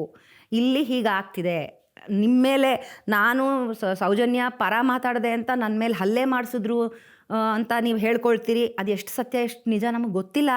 ಅದೇ ರೀತಿ ಒಳಗಡೆ ಅಕಸ್ಮಾತ್ ನಿಮ್ಮೊಳಗಡೆ ಒಂಚೂರು ಇಲ್ಲ ತಡಿ, ಇಲ್ಲಿ ಆ್ಯಕ್ಚುಲಿ ನಾವು ದುಡ್ಡು ಮಾಡ್ತಾ ಇದ್ದೀವಿ ಅಂತ ನಿಮಗೆ ಅನಿಸಿದರೆ ಅದನ್ನು ಮಾಡಬೇಡಿ ಅನ್ನೋದೊಂದು ರಿಕ್ವೆಸ್ಟ್ ನನ್ನಲ್ಲಿ. ಯಾಕಂದರೆ ಈ ದುಡ್ಡು ಮಾಡೋದ್ರಿಂದ ನ್ಯಾಯ ಅಂತೂ ಸೌಜನ್ಯಕ್ಕೆ ಸಿಗೋದಿಲ್ಲ. ಸೊ ಇದನ್ನು I wanted to let you both people know. And also ಜನರು ಅಷ್ಟೇ ಏನಾಗ್ಬಿಡ್ತೀವಿ, ವಿ ಬಿಕಮ್ ಎಮೋಷ್ನಲಿ ಇನ್ವಾಲ್ವ್ಡ್. ಈ ಥರದ್ದು ಘಟನೆಗಳಾದಾಗ ತುಂಬ ಎಮೋಷ್ನಲಿ ಕುಗ್ತೀವಿ, ಬೇಜಾರು ಮಾಡ್ಕೊಳ್ತೀವಿ. ನಮ್ಮ ಮನೆ ಮಗಳಿಗೆ ಆದಂಗೆ ಅಫ್ಕೋರ್ಸ್ ಫೀಲ್ ಆಗುತ್ತೆ. ನಾವು ಆ ಜಾಗದಲ್ಲಿ ನಿಂತು ನೋಡೋಕ್ಕೆ ಸ್ಟಾರ್ಟ್ ಮಾಡ್ತೀವಿ. ನನಗಾಗಿದ್ದರೆ ಅಥವಾ ನನ್ನ ಮಗಳಿಗಾಗಿದ್ದರೆ ಅಥವಾ ನನ್ನ ಮನೆಯವ್ರು ಯಾರಿಗೋ ಒಬ್ರಿಗಾಗಿದ್ದರೆ ಅನ್ನೋ ಒಂದು ಫೀಲಿಂಗ್ ಬಂದುಬಿಡುತ್ತಲ್ಲ. ನಮ್ಮನ್ನು ಒಂದು ಶೀಲ್ಡ್ ಮಾಡಿಬಿಡುತ್ತೆ, ಒಂದು ಶೀಲ್ಡ್ ಹಾಕ್ಬಿಡುತ್ತೆ ಮುಖಕ್ಕೆ. ಇಲ್ಲ, ಇವರು ದೊಡ್ಡವರು, ಇವರು ಸಣ್ಣವರು. ಸೊ ಸಣ್ಣವ್ರಿಗೆ ಸಪೋರ್ಟ್ ಮಾಡಿದ್ರೆ ನ್ಯಾಯ ಸಿಗುತ್ತೇನೋ? ನ್ಯಾಯ ಯಾರು ಮಾಡಿದ್ರು, ಅವರು ಅಪರಾಧ ಯಾರು ಮಾಡಿದ್ರು ಅವ್ರಿಗೆ ನ್ಯಾಯ ಸಿಗಲೇಬೇಕು. ಸೊ ಅದಾಗಿರಬೇಕು. ಅದು ಅಪ್ಪರ್ ಕಾಸ್ಟ್ ಆಗಲಿ ಲೋವರ್ ಕಾಸ್ಟ್ ಆಗಲಿ ದುಡ್ಡಿರೋನಾಗಲಿ ಬಡವಾಗಲಿ ಬಲ್ಲಿಗದನಾಗಲಿ ಅವ್ರಿಗೆ ನ್ಯಾಯ ಸಿಗಬೇಕು ಅನ್ನೋದು ನನ್ನ ಕೋರಿಕೆ. ಸೊ ಇಲ್ಲಿ ನಾವು ಏನೇ ಬಾಯ್ ಬಡ್ಕೊಂಡ್ರು ಏನೇ ಮಾಡಿದ್ರು ಇಲ್ಲಿ ಆಗಬೇಕಾಗಿರೋದು procedure wise step by step. ಹಳೇದು ಏನೇನಿದೆ ಅದನ್ನು ಇವಾಗ ಟೆಕ್ನಾಲಜಿ ಎಷ್ಟು ಡೆವಲಪ್ ಆಗಿದೆ, ಕಮಾನ್ ಡೂ ಇಟ್ ಅಂತ ಒಂದು ಚಾಲೆಂಜ್ ಸುಪ್ರೀಂ ಕೋರ್ಟ್ಗೆ ಮಾಡಬೇಕು. ಅದು ಬಿಟ್ಟರೆ ಬೇರೆ ದಾರಿ ಇಲ್ಲ. ಅದು ಇನ್ನೊಂದು ನಾನು ಹೇಳೋದು, ಡೋಂಟ್ ಆರ್ಟಿಫಿಷಿಯಲ್ ಇಂಟೆಲಿಜೆನ್ಸಿಂದ ನಾನೊಂದು ಸಿನಿಮಾ ಮಾಡಿ ತೋರಿಸ್ದೆ ಅಂದ ತಕ್ಷಣ ಅದು ನಡೆಯಲ್ಲ. ಇಲ್ಲಿ ನಡೀತಾ ಇರೋದು ಸಿನಿಮಾನೇ. ಆರ್ಟಿಫಿಷಿಯಲ್ ಇಂಟೆಲಿಜೆನ್ಸ್ ಒಂದು ಹಾಕಿಲ್ಲ. ಯಾಕೆ ಹಾಕಿಲ್ಲ ಅಂತಂದರೆ ಇದು ಆರ್ಟಿಫಿಷಿಯಲಿನೇ ಹೇಳ್ತಾ ಇರೋವಂಥ ಕಟ್ ಕಥೆಗಳು, ಕೇಳಿ ಬಂದಂಥ ವರದಿಗಳು, ಯಾವುದು ದಾಖಲೆನಲ್ಲಿಲ್ಲ. ದಾಖಲೆನಲ್ಲಿ ಇರೋದನ್ನೇ ನಾವು ನಂಬ್ತೀವಿ ಅಂತಂದರೆ ನ್ಯಾಯ ಎಲ್ಲಿ ಸಿಗಬೇಕು? ಹಾಗಿದ್ರೆ ನ್ಯಾಯಾಧೀಶರ ಹತ್ರ ಹೋಗಬೇಕು, ಸುಪ್ರೀಂ ಕೋರ್ಟಲ್ಲಿ ಚಾಲೆಂಜ್ ಮಾಡಬೇಕು. ನಾವು ಏನೇ ಮಾತಾಡಿದ್ರೂ ನಾವು ಇಲ್ಲಿ ಮಾಡಬೇಕಾಗಿದ್ದು, ನಾನು ಈ TRPಗೋಸ್ಕರ ಮಾಡ್ತೀಯಾ ನೀನು ಈ ವರದಿ, ಇಷ್ಟು ಬೇಡಿಕೆ ಪ್ರತಿ ವಾರ ನಾನು ಹಾಯ್ ಬ್ಯಾಂಗ್ಳೂರಲ್ಲಿ ಒಂದೊಂದು ನನ್ನ ಬೇರೆ ಯಾರ್ಯಾರ ಬಗ್ಗೆನೋ ಬರೆದಾಗ ಹಾಕ್ತಾ ಇದ್ದಾಗ ಹೆಸರು ಬರ್ತಾ ಇದ್ದಿದ್ದು ಸೌಜನ್ಯಕ್ಕೆ ನ್ಯಾಯ ಏನು, ಸೌಜನ್ಯನ ಪರ ನೀವು ಯಾಕೆ ಮಾತಾಡೋದಿಲ್ಲ, ಅವ್ರ ಬಗ್ಗೆ ಮಾತಾಡಿದ್ರಿ ಇವ್ರ ಬಗ್ಗೆ ಮಾತಾಡ್ತೀರಾ, ಇವ್ರ ಬಗ್ಗೆ ಬಂದು ಎದ್ದು ನಿಂತ್ಕೊಂಡು ಕಿರ್ಚಾಡ್ತೀರಾ, ಸೌಜನ್ಯನ ಬಗ್ಗೆ ಯಾಕೆ ಮಾಡಲ್ಲ ನೀವು ಅಂತ. ಯಾಕೆ ಮಾಡಿಲ್ಲ ಅಲ್ಲ, ಮಾಡಿದ್ದೀನಿ, 2 ವರ್ಷದ ಹಿಂದಿಂದನೇ ಮಾಡಿದ್ದೀನಿ. ಇದನ್ನೇ ನಾನು ಹೇಳಬೇಕು ಅಂತ ಅಂದ್ಕೊಂಡೆ.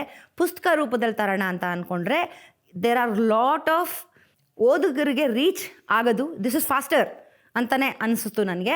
ಸೊ ಹಾಗಾಗಿ ನಾನು ವಿಡಿಯೋ ನೀವು ಕೇಳಿರೋದ್ರ ಮೇಲೆ ನಿಮ್ಮ ಬೇಡಿಕೆ ಮೇಲೆ ನನಗೆ ಗೊತ್ತಿರೋಷ್ಟು, ನನಗೆ ಅನ್ನಿಸಿದಷ್ಟು ನಾನು ಹೇಳಿದ್ದೀನಿ. ಇಲ್ಲಿ ಪರ ತಗೊಳ್ತಾ ಇಲ್ಲ. ನನಗೆ ಯಾವ ಕ್ಯಾಸ್ಟು, ಯಾವ ನೀವು ಧರ್ಮ ಕರ್ಮ ಎಲ್ಲದಕ್ಕಿಂತ ಮೀರಿದ್ದು ದೇಶ, ಅದು ಸುರಕ್ಷಿತವಾಗಿರಬೇಕು. ಹೆಣ್ಣು ಮಕ್ಕಳಾಗಿರ್ಬೋದು, ಯಾರೇ ಆಗಿದ್ರೂ ಪ್ರಾಣವೇ. ಸೊ ಅದಕ್ಕೆ ನ್ಯಾಯ ಸಿಗಲೇಬೇಕು ಅಂತ ನಾನು ಹೇಳೋದಕ್ಕೆ ಇಷ್ಟಪಡ್ತೀನಿ. ಇಷ್ಟಾಗಿತ್ತು ನನ್ನ ಕಡೆಯಿಂದ ನಿಮಗೆ ತಿಳಿಸ್ಬೇಕಾಗಿರುವಂಥ ಮಾಹಿತಿ ಅಬೌಟ್ ಸೌಜನ್ಯ. ನ್ಯಾಯ ಅನ್ನೋದು ಖಂಡಿತವಾಗ್ಲೂ ಇದ್ದರೆ ಅವಳಿಗೆ ಸಿಕ್ಕೇ ಸಿಗಲಿ ಅಂತ ನನ್ನ ಕಡೆಯಿಂದ ಒಂದು ಪ್ರಾರ್ಥನೆ. ನಮಸ್ಕಾರ.